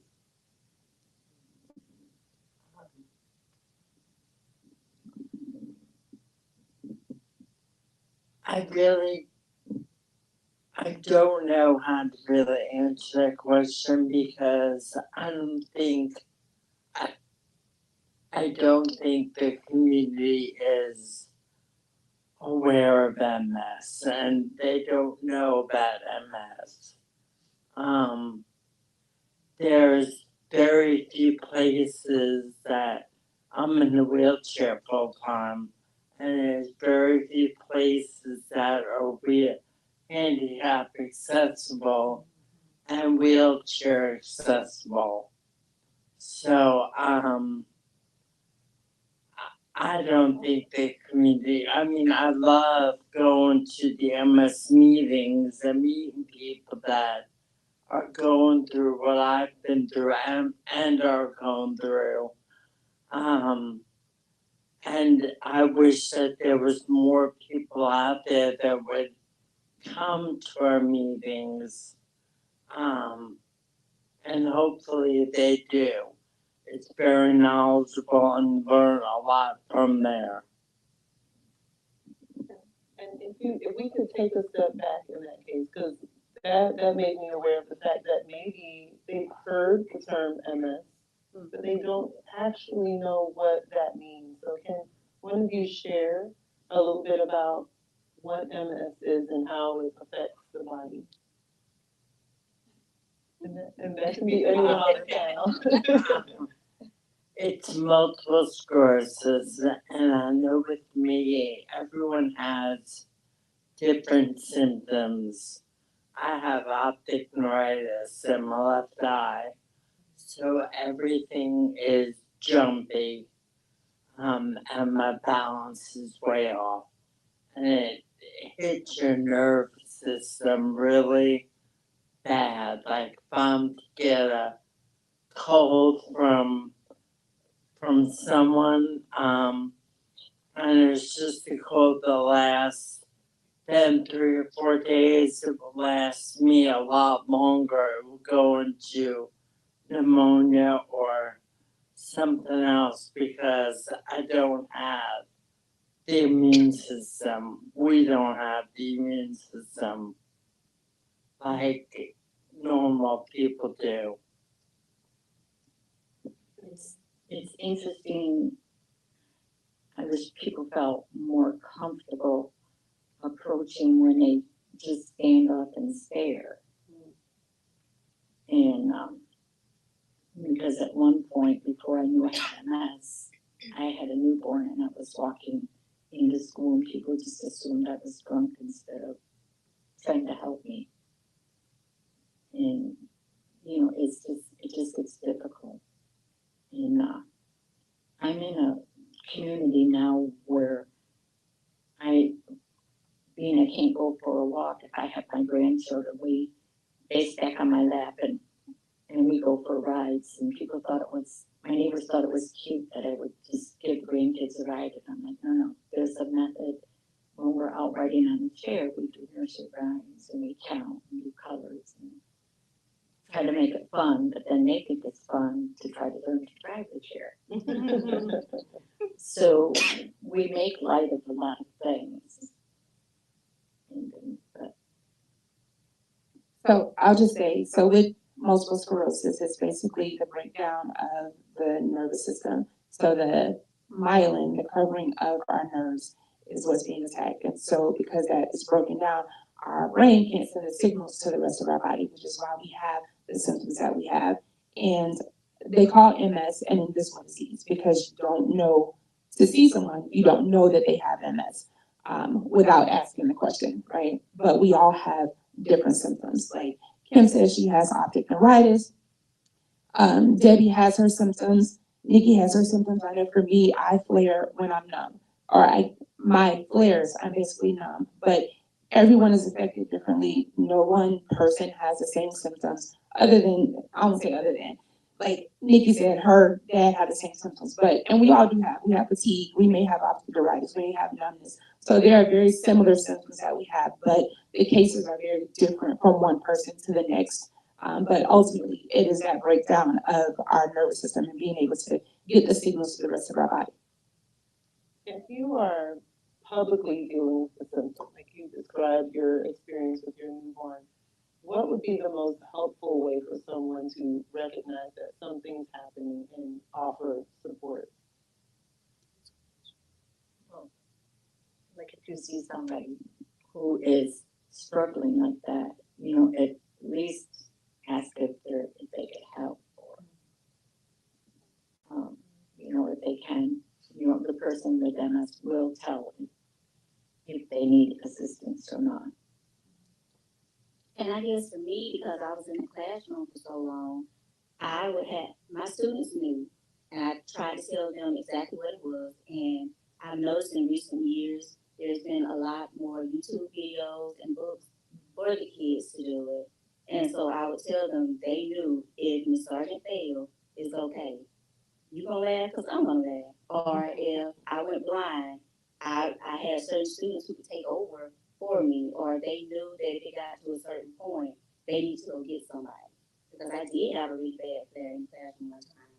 And my student, she was like, no, this is, because she was like, we couldn't even understand what she was saying. Because I was going through, I think it's aphasia, where I'm thinking I'm saying this, but that's not how it's coming up.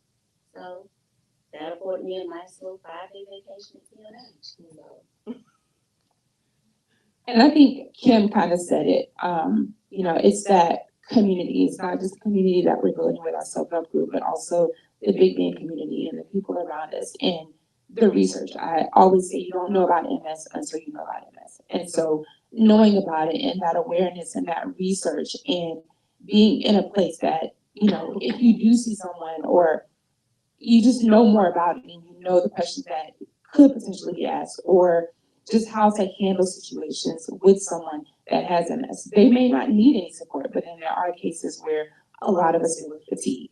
And so being fatigued, I have 2 small children. There are times when I don't know if I'm tired because I'm sleepy, because of my kids, or it's because of the MS. So I think just that overall awareness of what is happening in the lives of the people in the community. You don't have to know everything, but I think it's just helpful to know a little bit about a little bit to help out, here and there. I'll ask you as a caretaker of your mother, is there a moment where you felt connected and supported? Do you think that you have a sense of community being a caretaker, having that role? Yes and no. Yes, because we do have a great, the friends and family that are around us, they have taken the initiative to learn more about MS and what they can do to help her or help me. For instance, I went out of the country to a family member's wedding and I was not able to stay with her. And so a friend of ours' son volunteered to stay with my mom and he, made sure that she had everything she needed and he, asked questions. Okay, well, what do I need to do if this happens? What do I need to do if this happens? He took it upon himself and they took it upon themselves to become educated about, okay, if Miss Kim falls, what do I do? If, she has a bad day and she's more weak than usual, what do I do? If she, things like that. So that has been very helpful. Just having these people who, because there are times when she just doesn't want to leave the house because she feels like she's a burden. Just having those people come and go, no, you're not doing that today. We're going to go, and go to the movies, or we're going to go just out to eat, or we're just going to go sit in the park. Just having people get her out of the house and get her out of that funk. That's very helpful. Or just giving me time to myself sometimes. I mean, I know that kind of sounds selfish, but every now and then it is nice to have time to yourself. And so for people to offer that is nice. And I think it's important to kind of humanize and make relatable the things that you need, right? Like time to yourself is something that many people may either complain about. They think, oh no, I have so much time to myself, or they may take for granted the ability to just move freely. And there's different things in life that make that a little less possible, and this is a major one. But what I do hope, if you're just joining us, we're having a conversation about living with multiple sclerosis, or MS, as you often hear it. I hope that you're encouraged to go out and find more information. Like the ladies have mentioned, YouTube is even a source. We always have to check our YouTube sources, but YouTube, and we'll mention others. I'll ask you about others by the end of the conversation so that we can all be a little more knowledgeable. And I think with more knowledge comes, we get rid of some of that fear of what we don't know, and that uncertainty, because sometimes that hinders action, right? We're not going to do anything because we're not sure about it. But I want to kind of go off of the question that we just talked about, where there was a moment where you felt connected and supported. Ladies, is there a moment, a memorable moment, where you felt connected and supported during your MS journey?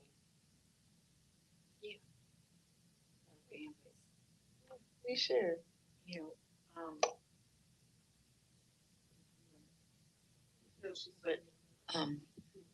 like I had, when I was diagnosed, I had a 6-year-old and a 3-month-old. And so, being that they grew up with this, they never knew life any differently. And I've seen them make choices in life that I'm not sure they would have made the same choices. But they're very appreciative of, you know, what we can do and what we can't do. And a lot of times when things get really serious, we kind of make light of the situation. But it's the only way you can do it. And they understand that, like, in 1981, when I was first diagnosed, there wasn't even handicap parking. Wow. There was no handicap parking. There was nothing accessible for handicaps. And when I was growing up, you didn't even see people in wheelchairs or disabilities. And if you did see somebody, you were told don't stare. And usually, but they were what I call closet cases because they didn't want anybody to know and they didn't want to talk about it. And I just felt that having 2 little kids, that I needed to be the one to raise them and educate them, and that not everybody in the world is perfect. Everybody in this world has some type of disability or not, and a lot is invisible. I don't know, and I guess one of the things with MS is you tend to, I don't want to say you forget you have it, but you want to prove to yourself that I can do whatever I feel like I want to do, but yet and still I have people around me who are like, you really need to sit down because you forgot you have MS. You can't be sitting over here doing this, that, and the other, so stop. Because they know if I get to a certain point, then that gives me my vacation days. So is that something that you appreciate? Do you ever feel like maybe you're getting too much help, or let me try to do it? Is there ever a pushback? It is, because like my mom and my aunt, they're like, where's your cane? Do you have it with you? I was like, I have one in the car and one beside the door, so just in case. Because there was a period where there was a summer where I literally spent the summer on a walker. And then it was like, they're like, you do realize you just need to stop. And it's like, even though I want to tell them, God, like, let up. Stop being a helicopter parent. But at the same time, I do appreciate the fact that they do care and they want to remind me to stop trying to be Superwoman. Yeah. As they've gotten older and everybody gets to the point where they like to lecture you, you've been up too long. If you need help, ask for it, or we can do that for you. And then, you know, I have to say, yeah, there's an old saying, don't move it or lose it. And sometimes I have to do things even on a bad day just to prove even to myself that I can still do it. And I think for me, kind of going to those vacation days, that's probably some of the most supportive moments, because I know I have family that when I do have to go to the hospital for 3 to 5 days to do my steroid treatments, I have family because I have 2 kids, like I mentioned. So having them available to care for my kids, or, you know, my mom's going to care for my mom or whatever. So I think that that's probably one of the most supportive moments for me. But then also to that, having that family that, you okay, you know, or you need to rest a little bit, you know, because it is that you have to go, especially with kids. I have to go. I have to continue to push, but just sit down, you know, take a rest. Don't do too much. Don't overdo it. You know, so having those reminders that you don't have to be that superwoman. You don't have to be that super mom. You know, you can take a rest and take care of yourself at the same time. So it sounds like one of the most important parts of for people who care for you and care about you is listening. is truly listening. Has it ever been difficult to communicate what you need based on symptoms or flare-ups? Has it ever been just difficult to say, and how did you get through that? I was at the beach one day. And the worst for MS people is the heat and stress, because that will bring on a relapse. 1, 2, 3. Beaches, they put in like those things you can go on with the wheelchairs and that stuff.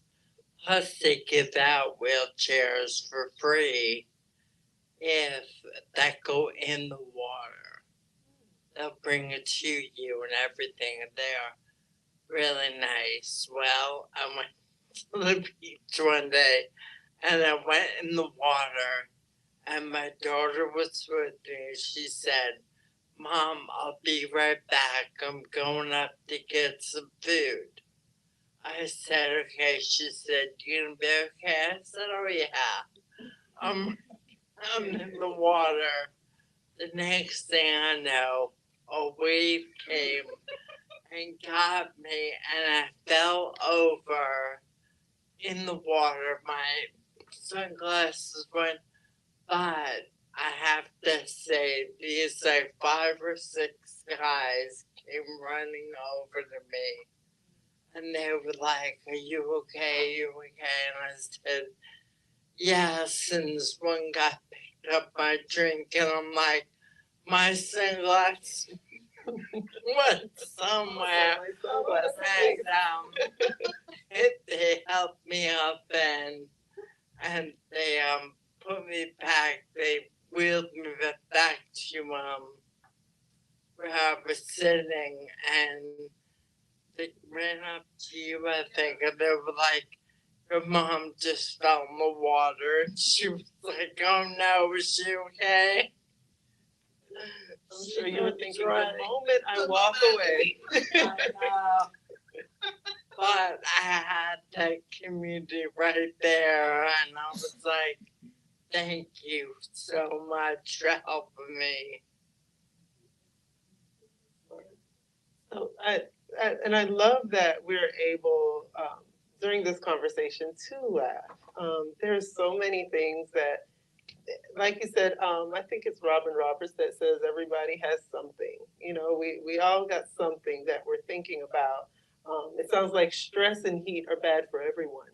So, you know, good luck to us in Florida. But someone may be watching this and thinking, you know, like, I'm learning so much from these women. I'm learning so much from this conversation. And now I want to do something. So you talked a little bit about the community, the meetings that you have. What can someone watching do as maybe a first step in supporting your community, helping to build your community? So the MS Society, the National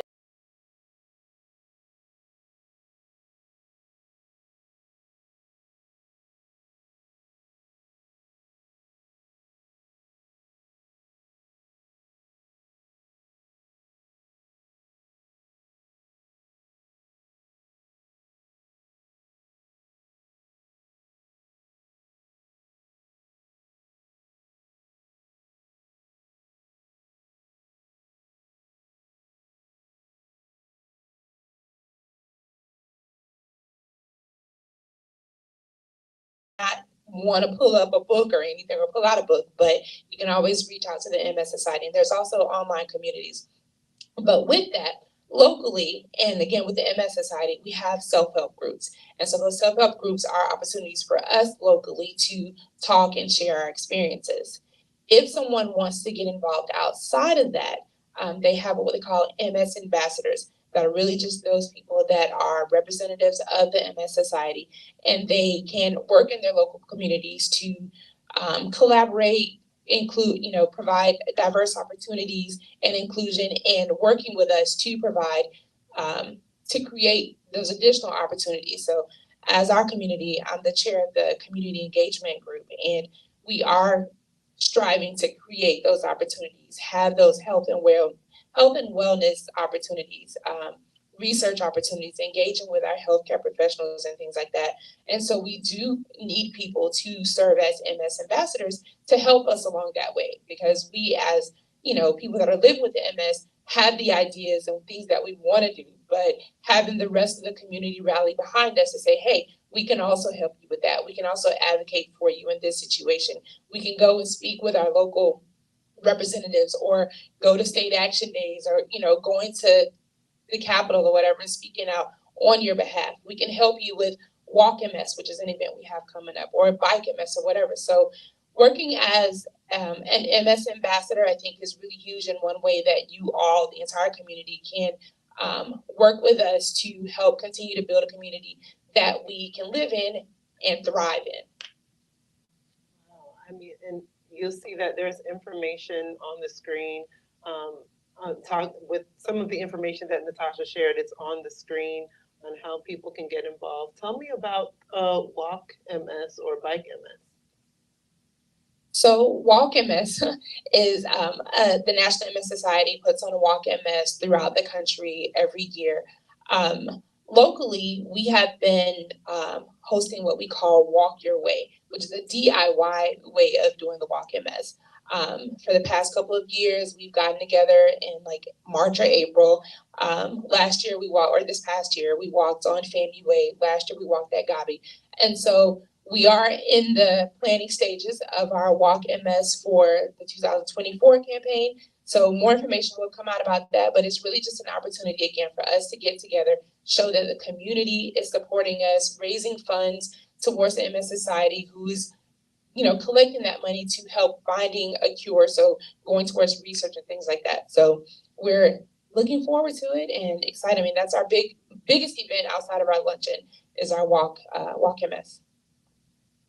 How can people get involved in Walk MS? So again, we, like I said, we're in the planning stages. More information will be available on our website, which is tlhmsgroup.org. More information in our Facebook pages. We're on Facebook, we're on LinkedIn, we're on Instagram. So more information will become available with that. But we are looking for people that will, help do the planning. We want organizations to come out and rally behind us, throw up some balloons, shake a pom-pom, whatever it is. So your cheerleading groups, any health care groups that want to come out and support us, any providers that want to provide any in-kind donations. Again, it's a DIY event, so it's something we're doing on our own, but we know we have a community of MS patients and caregivers that would love to see a nice walk. I truly believe that the Tallahassee community can rally behind this, make it truly successful, effective, impactful, and also memorable. So are there any, before we go, there's just, I want to give you the opportunity if there's any meaningful stories that you would like to share, anything that you want to share with anyone watching. I want you to think of those, so I'll give you a moment. I'll give each of you a moment. But I want to end with this question as well. What does meaningful support and action on your behalf look like? What does meaningful support and action on your behalf look like?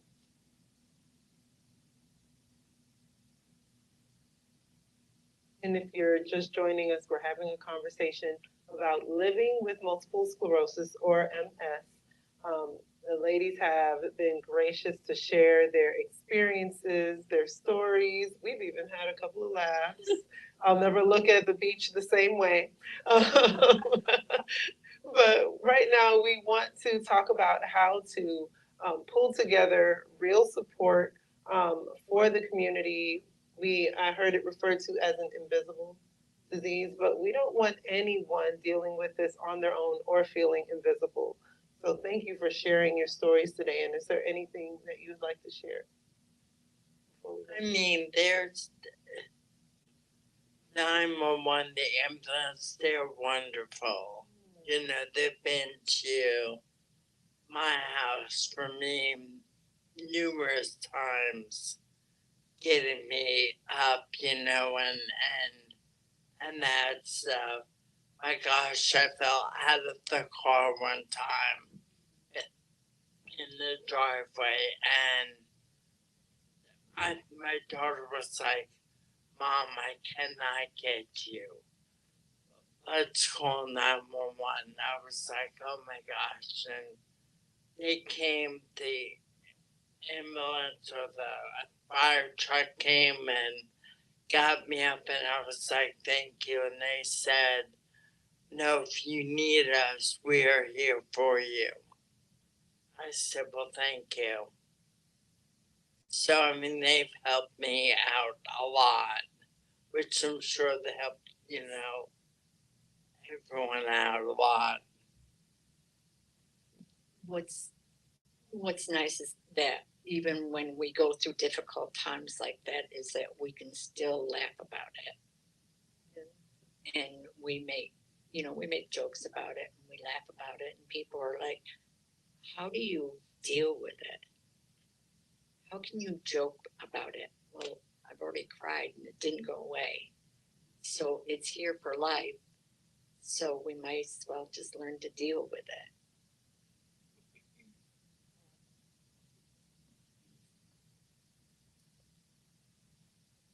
To that crying piece.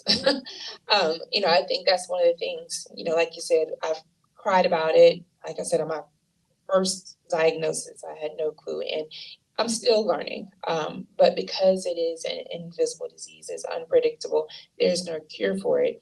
It's one of those situations where I don't know what's next. I don't know if I'm going to flare and not be able to walk. I've already had a flare where I had paralysis in my hand, and I was 4 months pregnant with a 2-year-old. So it's one of those situations where it's like, you don't know what's happening. You don't know what's next for you, but continuing to keep the stress down and continuing to, be positive, as positive as you can, continuing to laugh about it, and talking about it. I mean, I think that's really the biggest thing for me, is not being afraid to talk about it, because you don't know if you don't ask. I don't know if I don't ask, if I don't have the conversations with some of these ladies or men, at our self-help group meetings, or talking about it with the MS navigators, or talking about it with my family, your doctors. I think just continuing to talk about it and continuing to ask questions, getting more information, gaining more knowledge, is just a really helpful way in growing, right? And being able to learning to cope with what you have with a disease that is not going to go away in my lifetime.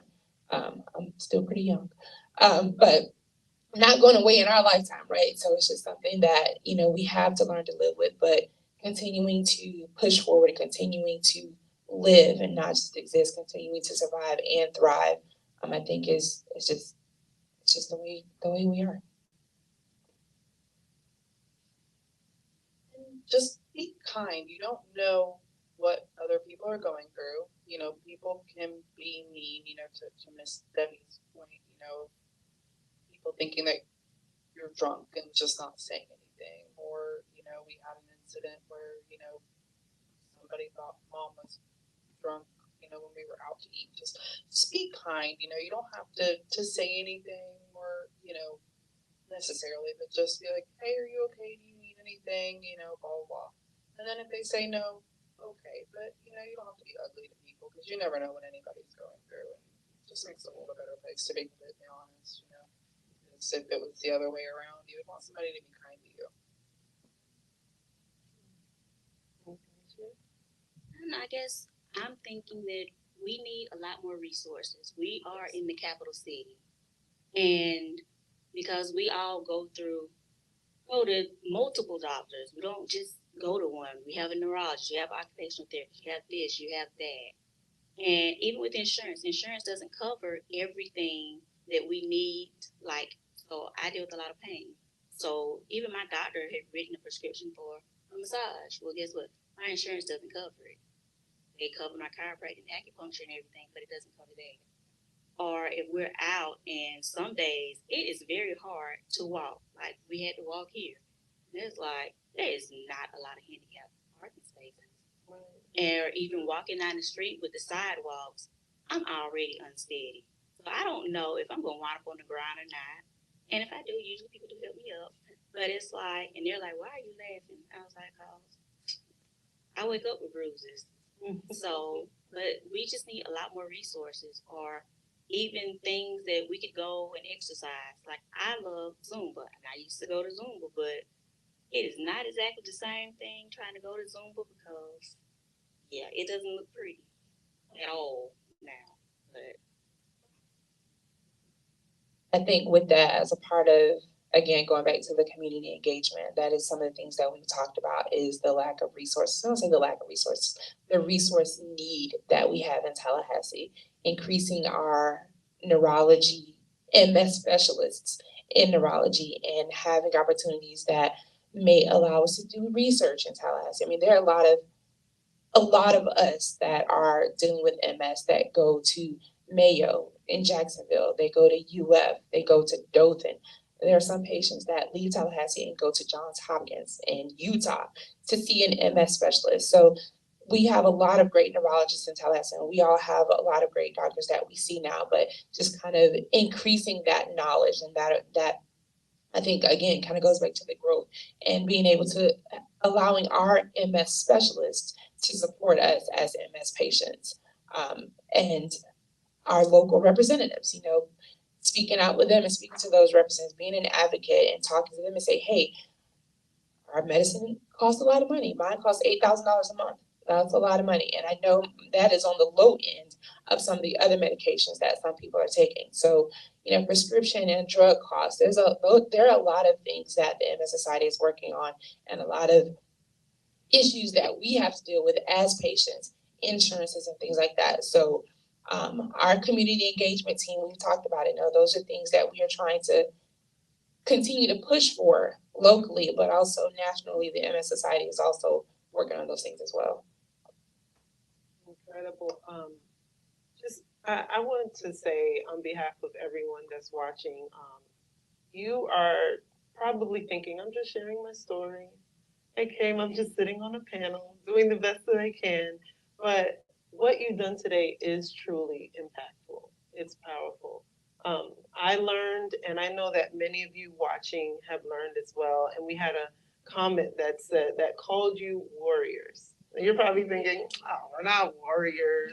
But truly, you're going out in front and you're speaking for a community. And we applaud you for that. So thank you for joining us today. Thank you for sharing with us and educating us and giving us a few laughs along the way. And thank you for joining us online for Impact Week. This conversation was about living with MS. And to find out more about conversations throughout this week, go to impactweek.info. I'm Tam Smith. Thank you for joining us.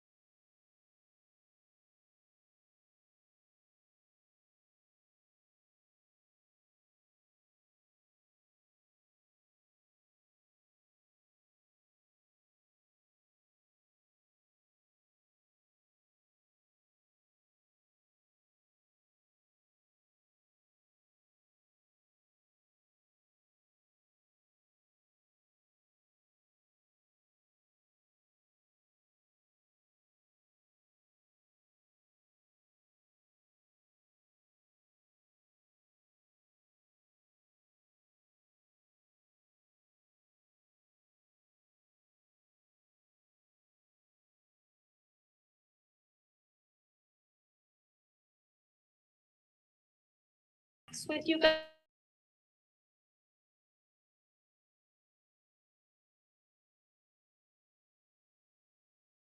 Plumbing issue, if you will, in those vessels that can lead to an electrical issue. And that's that cardiac arrest where the heart stops. It really just becomes with a really irregular rhythm that can't fix itself, and that's called a cardiac arrest. When a person has a cardiac arrest, the survival really depends, as I said, how quickly CPR is started, and that's really the key focus when we talk about CPR. According to the American Heart Association, about 90% of the people who suffer out-of-hospital cardiac arrests die. CPR, especially if performed immediately, can double or triple a cardiac arrest victim's chance of survival. So, as I said, 70% of out-of-hospital cardiac arrests happen in the home. About 40% of the people who experience an out-of-hospital cardiac arrest receive the immediate care that they need. And so that's where we want to create lifesavers in our community. This is Impact Week. We want to make an impact in our community, so we really need to create as many lifesavers as we can. And that's where we come in with CPR Tally. We teach CPR classes to our community, first aid, but we also do healthcare classes. As a registered nurse here in Tallahassee, I can't tell you how many times we get on a scene and we see CPR being done right there in front of us, but there's things that are required when you're doing CPR. So let's talk about this hands-only CPR aspect. So there's 3 key pieces that we really want to focus on. It's not just, oh, I'm doing something, I'm pushing on the chest, so that means that survival chance is high. That's not necessarily the case. There's 3 key things that we really want to focus on, and the first one is to push hard. If you're familiar with American Heart, you're going to hear a lot of taglines when it comes to CPR about pushing hard and pushing fast. And yes, that's very important. Think about it a little bit when we talk about the anatomy of the chest, right? So we've got this rib cage that is built to resist impact. That's what it's built for. But we've got to compress. We have to push hard enough that we're actually doing something to that heart, which is the size of your fist, right? So we have to push down hard enough that we're getting the pressure to compress that chamber, those chambers, so that blood gets out. So when we say push hard, you really have to push your hardest. If you're not pushing hard enough, you're not doing anything, right? The second piece is pushing fast. So there's a song that many of you may be familiar with when we talk about push fast and when it comes to CPR. Staying Alive. So the John Travolta Staying Alive, everybody knows it, everybody's familiar with it. That is your tempo or your speed, the rate that you want to kind of maintain those compressions.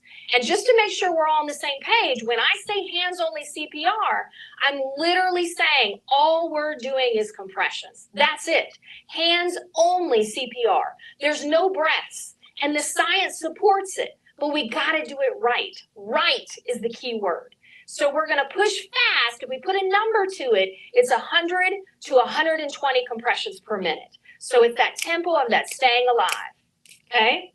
The third piece to hands-only CPR, and this is the one that we don't hear about a lot, but it's just as important as pushing hard, is recoil, full chest recoil.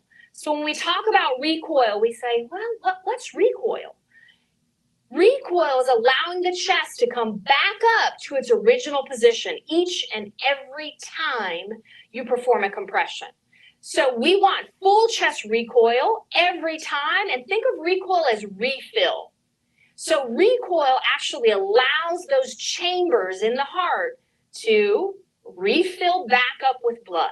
So if we're going to push down hard and blood's going to come out, we have to let that chest come back up to its original position so that those chambers can refill. So again, when we go back to push down, there's something in there to push out. So if we really want to think about this and doing hands-only CPR right, listen, you have to push hard enough. American Heart says at least 2 inches. It has to be enough that blood is getting out. If we don't push hard enough, we're not doing anything. And the same thing goes for recoil. If we don't allow full chest recoil, what are we doing? If we're not allowing those chambers to refill back with blood, we're not doing anything.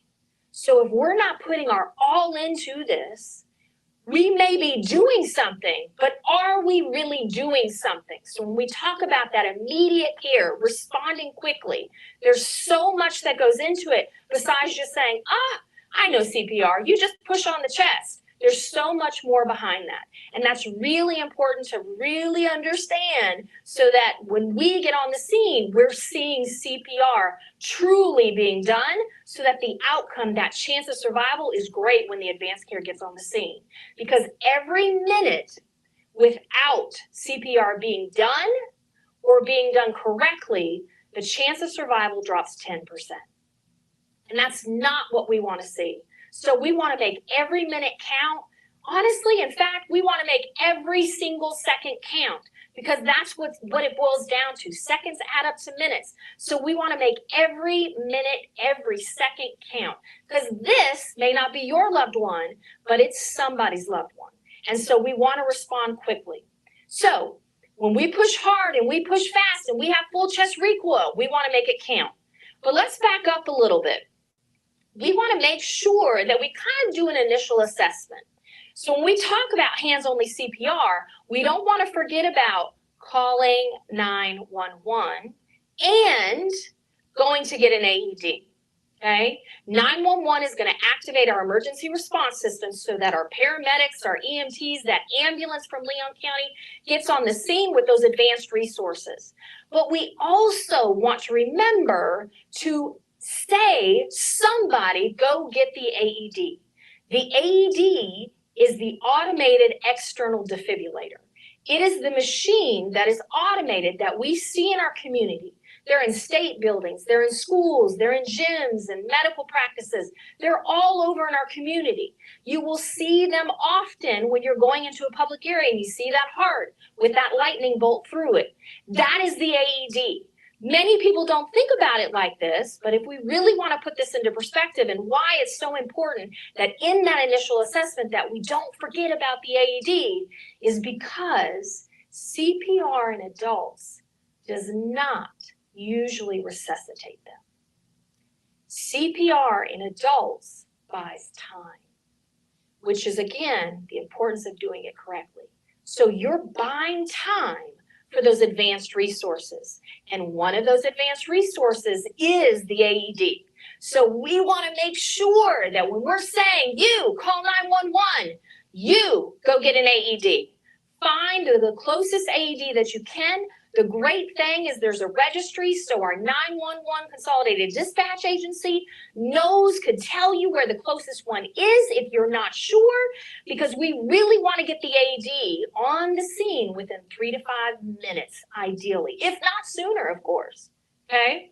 So in all that initial assessment, we want to make sure we come upon a victim who appears to be unresponsive. It does not necessarily mean that it's because of a cardiac arrest. There's lots of other medical emergencies out there, right? There's low blood sugar, there's stroke, there's seizures, there's a drug overdose, right? So we've got Narcan. That's a whole nother conversation, but there's other medical emergencies out there besides cardiac arrest. So we want to make sure, is this victim unresponsive, and how do we assess to determine if they're unresponsive? So we're going to just, hey, are you okay? Are you okay? No response. That tells me right there that I need help. I need help from bystanders, but I really need to make sure I get my advanced resources. So I'm going to say directly to one person, I need you to call 911, and a second person, I'm going to make direct eye contact and say, I need you to find an AED. Okay, so that way I know as kind of that first responder that I've got that coming, hopefully sooner than later, right? Then my third step is to kind of take a look at all of this and say, okay, what do I need to do? What signs of life do I see or not see, right? Many of us may guess, oh, well, we're going to check a pulse. In an adult, it's the carotid artery on the neck. But that's not the only thing I want you to focus on, because Checking a pulse in an emergency is not as easy as it is as we're sitting here today and we're just cool as cucumbers. We're like, oh, I can feel my pulse. It's easy. It's right there. It's strong. That's not always the case. And when you add that equation of emotion that sets in, it is definitely not as easy as it is right here today. So what I want you to really think about is more of a bigger picture, and that's signs of life, okay? Pulse can be included into it, but at the end of the day, if you're not sure, I would rather you do something over nothing. I would rather you actually start compressions than to stand back and say, I don't think they need CPR. I'd rather you start compressions, because the truth of the matter is, if you're wrong and you start compressions and they don't need it, they will let you know. Sometimes in healthcare, when we get on the scene, we're wrong. That's okay. Let me know that you don't need CPR. So I would rather you do something over nothing. So when we look at those signs of life, what else are we looking for? So yes, we can check a pulse, but what about breathing? Do we see the chest rise and fall? We could put our hand on there to see if we feel it, or we could visually kind of take a little side angle and look to see if we see it rise and fall.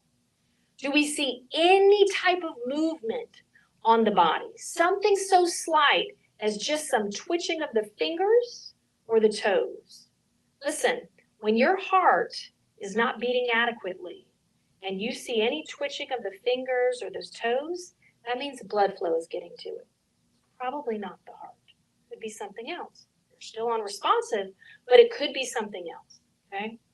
And then if we just kind of look at the body and we say, well, what color are they? If your heart isn't beating adequately, you naturally are going to turn bluish, grayish, palish. And it doesn't matter what skin tone you are, we can look at the inside of the lip or the inside of the eyelid. Because everybody's heart who is circulating adequately, it's going to be pink in a normal situation. But if somebody's heart is not beating adequately, it's going to be this dusky gray, bluish, purplish, whatever color you want to call it. But the most important thing is it's not pink. So when we take this big picture and we look at these signs of life, we're taking less than 10 seconds. The quicker you are, the better you are, because seconds count. So as we kind of scan this body and we're looking this over, we're doing all of that in less than 10 seconds. And when we decide, okay, I don't see any signs of life, or even if I'm not 100% sure, guess what we're going to do? We're going to start compressions, okay? And we're going to do those hands-only compressions. So how do we want to do our compressions besides just the quality? What about kind of our hand placement, things like that? So we want to take one hand, and I'm on a table today, but we would not be on a table. We need to be on the floor, a hard, flat surface. Can't be on a bed, can't be sitting upright in a car, none of that. We've got to get them on a hard, flat surface so that we're getting our depth to count with every single compression. So today I'm on a table just for visual so that you guys can really see the demonstration. So we want to take one hand, doesn't matter which hand is first, we're going to go to the center of the chest. So the bony part of the palm of my hand is going to go to the center of the chest. My other hand is going to go on top, and we're going to lock those in and keep our hand placement the same. We don't want to bounce around the chest. We want to keep our hands at the center of the chest, okay? All on bone.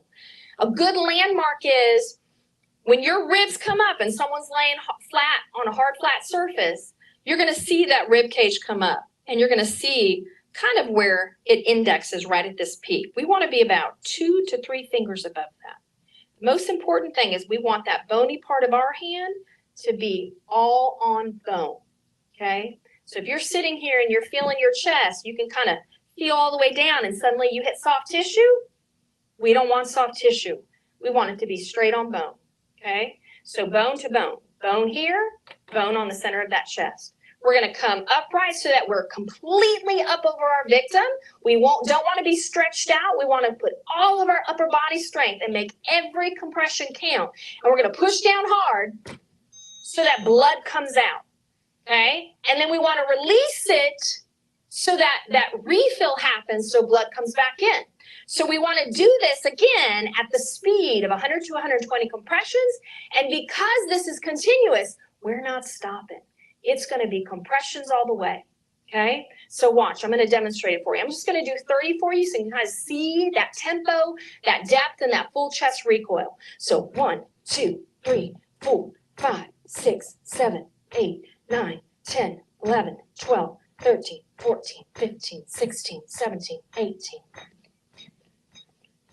3, 4, 5, 26, 27, 28, 29, 30. Okay, so we're going to do as many as we need to. Now, do you think CPR compressions is exhausting? Yes. I'm already out of breath and I only did 30. So what do you do if you start to get tired? If you start to can't catch your breath? Maybe you're getting a little lightheaded, right? Because we're doing continuous compressions. This is our loved one, most likely. So at what point do you go, what happens? Because the reality is, if you start to get fatigued, you're overexerting yourself, what do you think is going to happen to your quality? It's going to go down. Your depth is going to be affected. You might slow down a little bit, speed up, slow down, who knows? Your recoil, I can tell you, is going to be the first thing to go because it's so hard to measure your recoil when you start getting exhausted. So that recoil is usually the first thing that's going to kind of start to decline, okay? And then your speed is going to kind of come and go, right? And that depth is going to start to decline as well. So what do? Get another person, right? If there's a crowd of people, bystanders, listen, you don't have to be certified to be CPR. Anybody can do it. It's not difficult. It's not that hard. If I'm sitting here doing continuous compressions and I hit 60 and I'm like, I need a backup. I need to switch. I need somebody to come in. They just watch me, do 60. I can have them come in and take over and I can give them feedback. I can coach them through that. I can say, hey, I want you to push harder. Hey, pick up your pace a little bit. Hey, watch your recoil. Let that chest come back up every time so you're getting that full chest recoil. It's easy to correct, but anybody can do compressions, okay? So if there are other people around, just be very direct. I need your help. I need you to take over. So that way you can catch your breath, you can coach a little bit. Someone's on the phone with 911 giving some little bit of insight, some context to the situation maybe, okay? So, because you're going to get exhausted. It goes back to, if that quality is not there, what are you actually doing? Nothing, right? So you really have to put it into perspective, as hard as that is. The other question that we get often when we teach is, well, what if I'm all alone? What if it's just me? I'm the only one. And clearly, how long can you go with compressions only? I'll tell you what, it's less than probably 2 minutes. In fact, I know it's less than 2 minutes, okay? In reality, I'm probably good for about 1.5 minutes, and that's an average size person. The larger the person is, the harder it's gonna be. So you've got to really put that into perspective. If you're all alone, there's no one there to back you up, to take over compressions, what do? You're gonna pause. Because at the end of the day, if your quality is not in those compressions, what are you doing? Nothing. And as hard as that is to really grasp that concept, you're better to pause, take some deep breaths, catch your breath, and start again. Yes, every second counts, but you're no good in that if you're not maintaining that high level, that quality of compressions. So dispatcher, 911 operator, they're going to tell you the same thing. They're going to tell you to pause. They're going to have you put them on speakerphone so that way they can hear that count. Sometimes they'll even count for you because, listen, it's hard to count and compress at the same time. So they may even count for you just to keep you on that tempo, that staying alive. But they'll also, if they hear you're getting exhausted or you're slowing down, they can hear all of that. They're going to tell you, let's take a break, let's pause, and then they're going to have you start again, okay? So listen, just to kind of go back before we get into the AD, I really want to make sure you guys understand, and I emphasize the key things to hands-only compressions, okay? It's everything, and the science supports it. If you do it right, if you push hard, and you push fast and you maintain and keep that full chest recoil each and every time, the chance of survival is great because you're buying time for those advanced resources. Okay? So again, what are those advanced resources? One of them is an AED. Obviously, our ambulance is going to have meds. They're going to have much more resources to use to really kind of assess the situation, to see what they need to do to get a good outcome, to stabilize the victim. But an AED could literally be arm's length from you, okay? So I challenge each of you, when you go out in your community or places that you frequent, look to see where is the AED. Because sometimes in an emergency, there's a lot of emotions that can kind of take over. And so sometimes the things that you would normally process and think about easily and just kind of spew off doesn't really happen like that. So I challenge you to go out there and see where those AEDs are in our community and make sure that you become a lifesaver, that you do something, even if it doesn't mean cardiac arrest. Just do your part in calling 911, finding an AED. So with our AED, again, it's an automated. That's a key word. Automated means all you have to do is turn it on. It's automated. So once you turn it on, it's going to tell you everything you need to do. So automated external, so on the outside, and defibrillator. In short, defibrillator is just, it gives a shock, okay? So I have a trainer here with me today. There's many different manufacturers of AEDs. They all look a little different, but they all do the same thing. They're going to deliver a shock if that heart needs a shock. Or it's going to tell you to keep going back to CPR, hands only. So again, the only thing we have to remember when an AED comes on the scene is to turn it on. And once we turn it on, we're just going to listen. We're going to follow exactly what it tells us to do. And whoever brought this AED is not the same person as the compressor. So the person that's on compressions is not stopping until the AED says to stop. So I'm going to say that again. It's two separate roles. Seconds count, minutes matter. Compressions don't stop just because an AED gets on the scene. So I'm the AED person. I'm going to turn it on. Remove clothing from the patient's chest. And I'm going to follow the prompts. Now, Open some packet things and apply pads onto patient's bare skin. may have already been done. Okay, I've already removed clothing. Yes, you have to remove clothing when performing compressions. You need to be able to see what you're doing, assess if there's any trauma, things like that. Maybe there's some first aid that needs to be done. So notice it's just going to keep repeating. Apply pads directly as shown.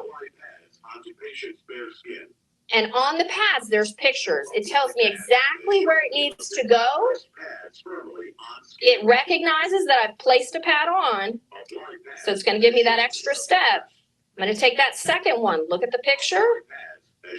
So upper right and lower left. And as soon as those pads make contact, now compression stop. It's analyzing.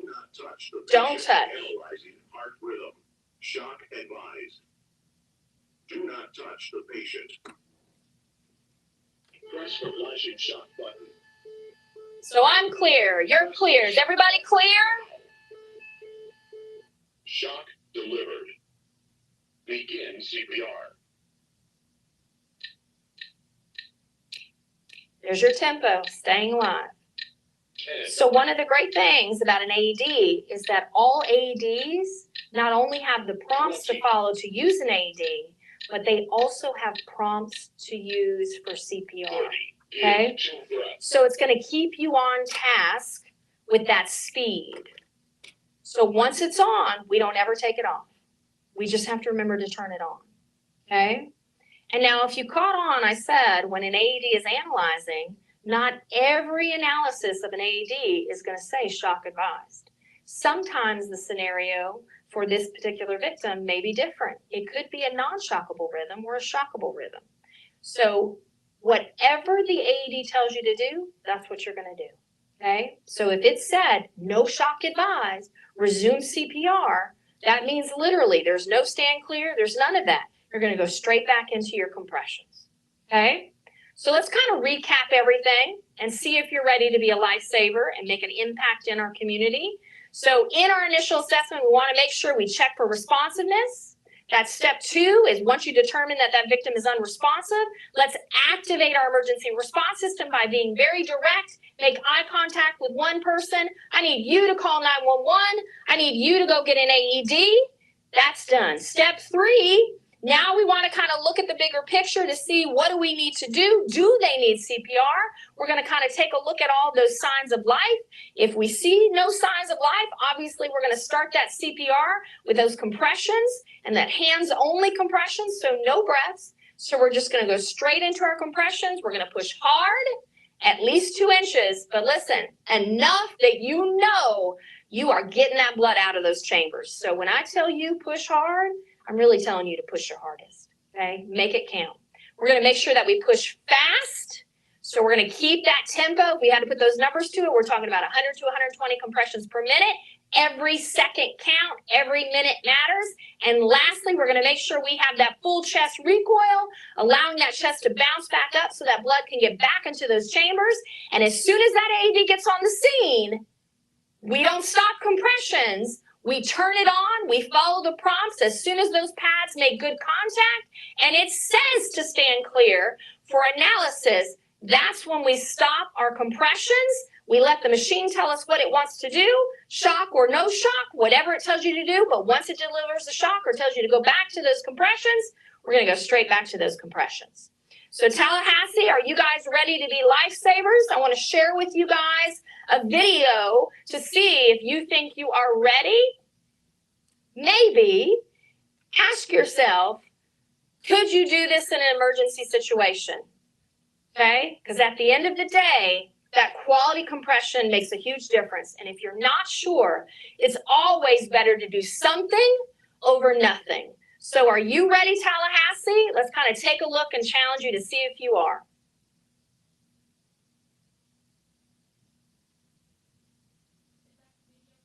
Yes.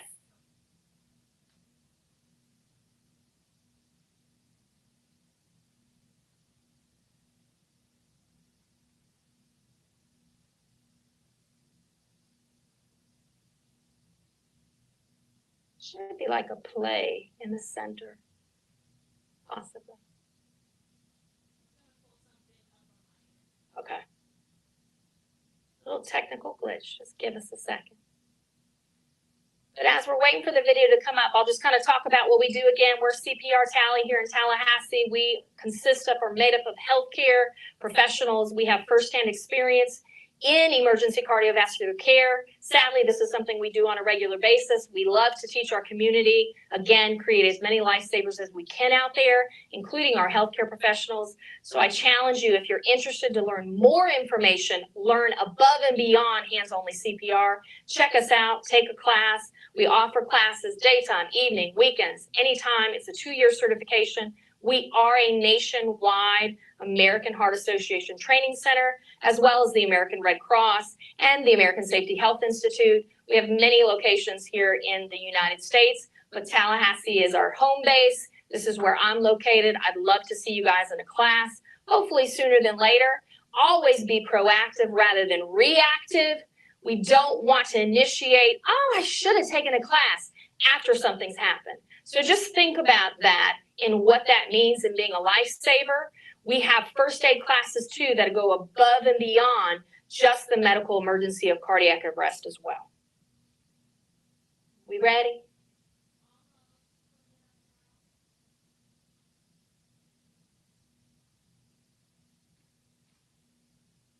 And obviously our classes include giving breaths. We don't just teach hands-only CPR. We teach CPR, basic life support, first aid, bloodborne pathogen, emergency medical response classes for non-EMS. We teach medical assisting. We teach CNA. We do a lot of things here at our main office. We're right off of Callaway, just off North Monroe Street. Our website is healthscienceconsulting.com, or you can even make it simple and go to cprtally.com, whichever you remember or you prefer. But if you're ever interested in medicine, anything healthcare track, taking a stepping stone, getting started, check us out. So are you ready, Tallahassee? Let's take a look.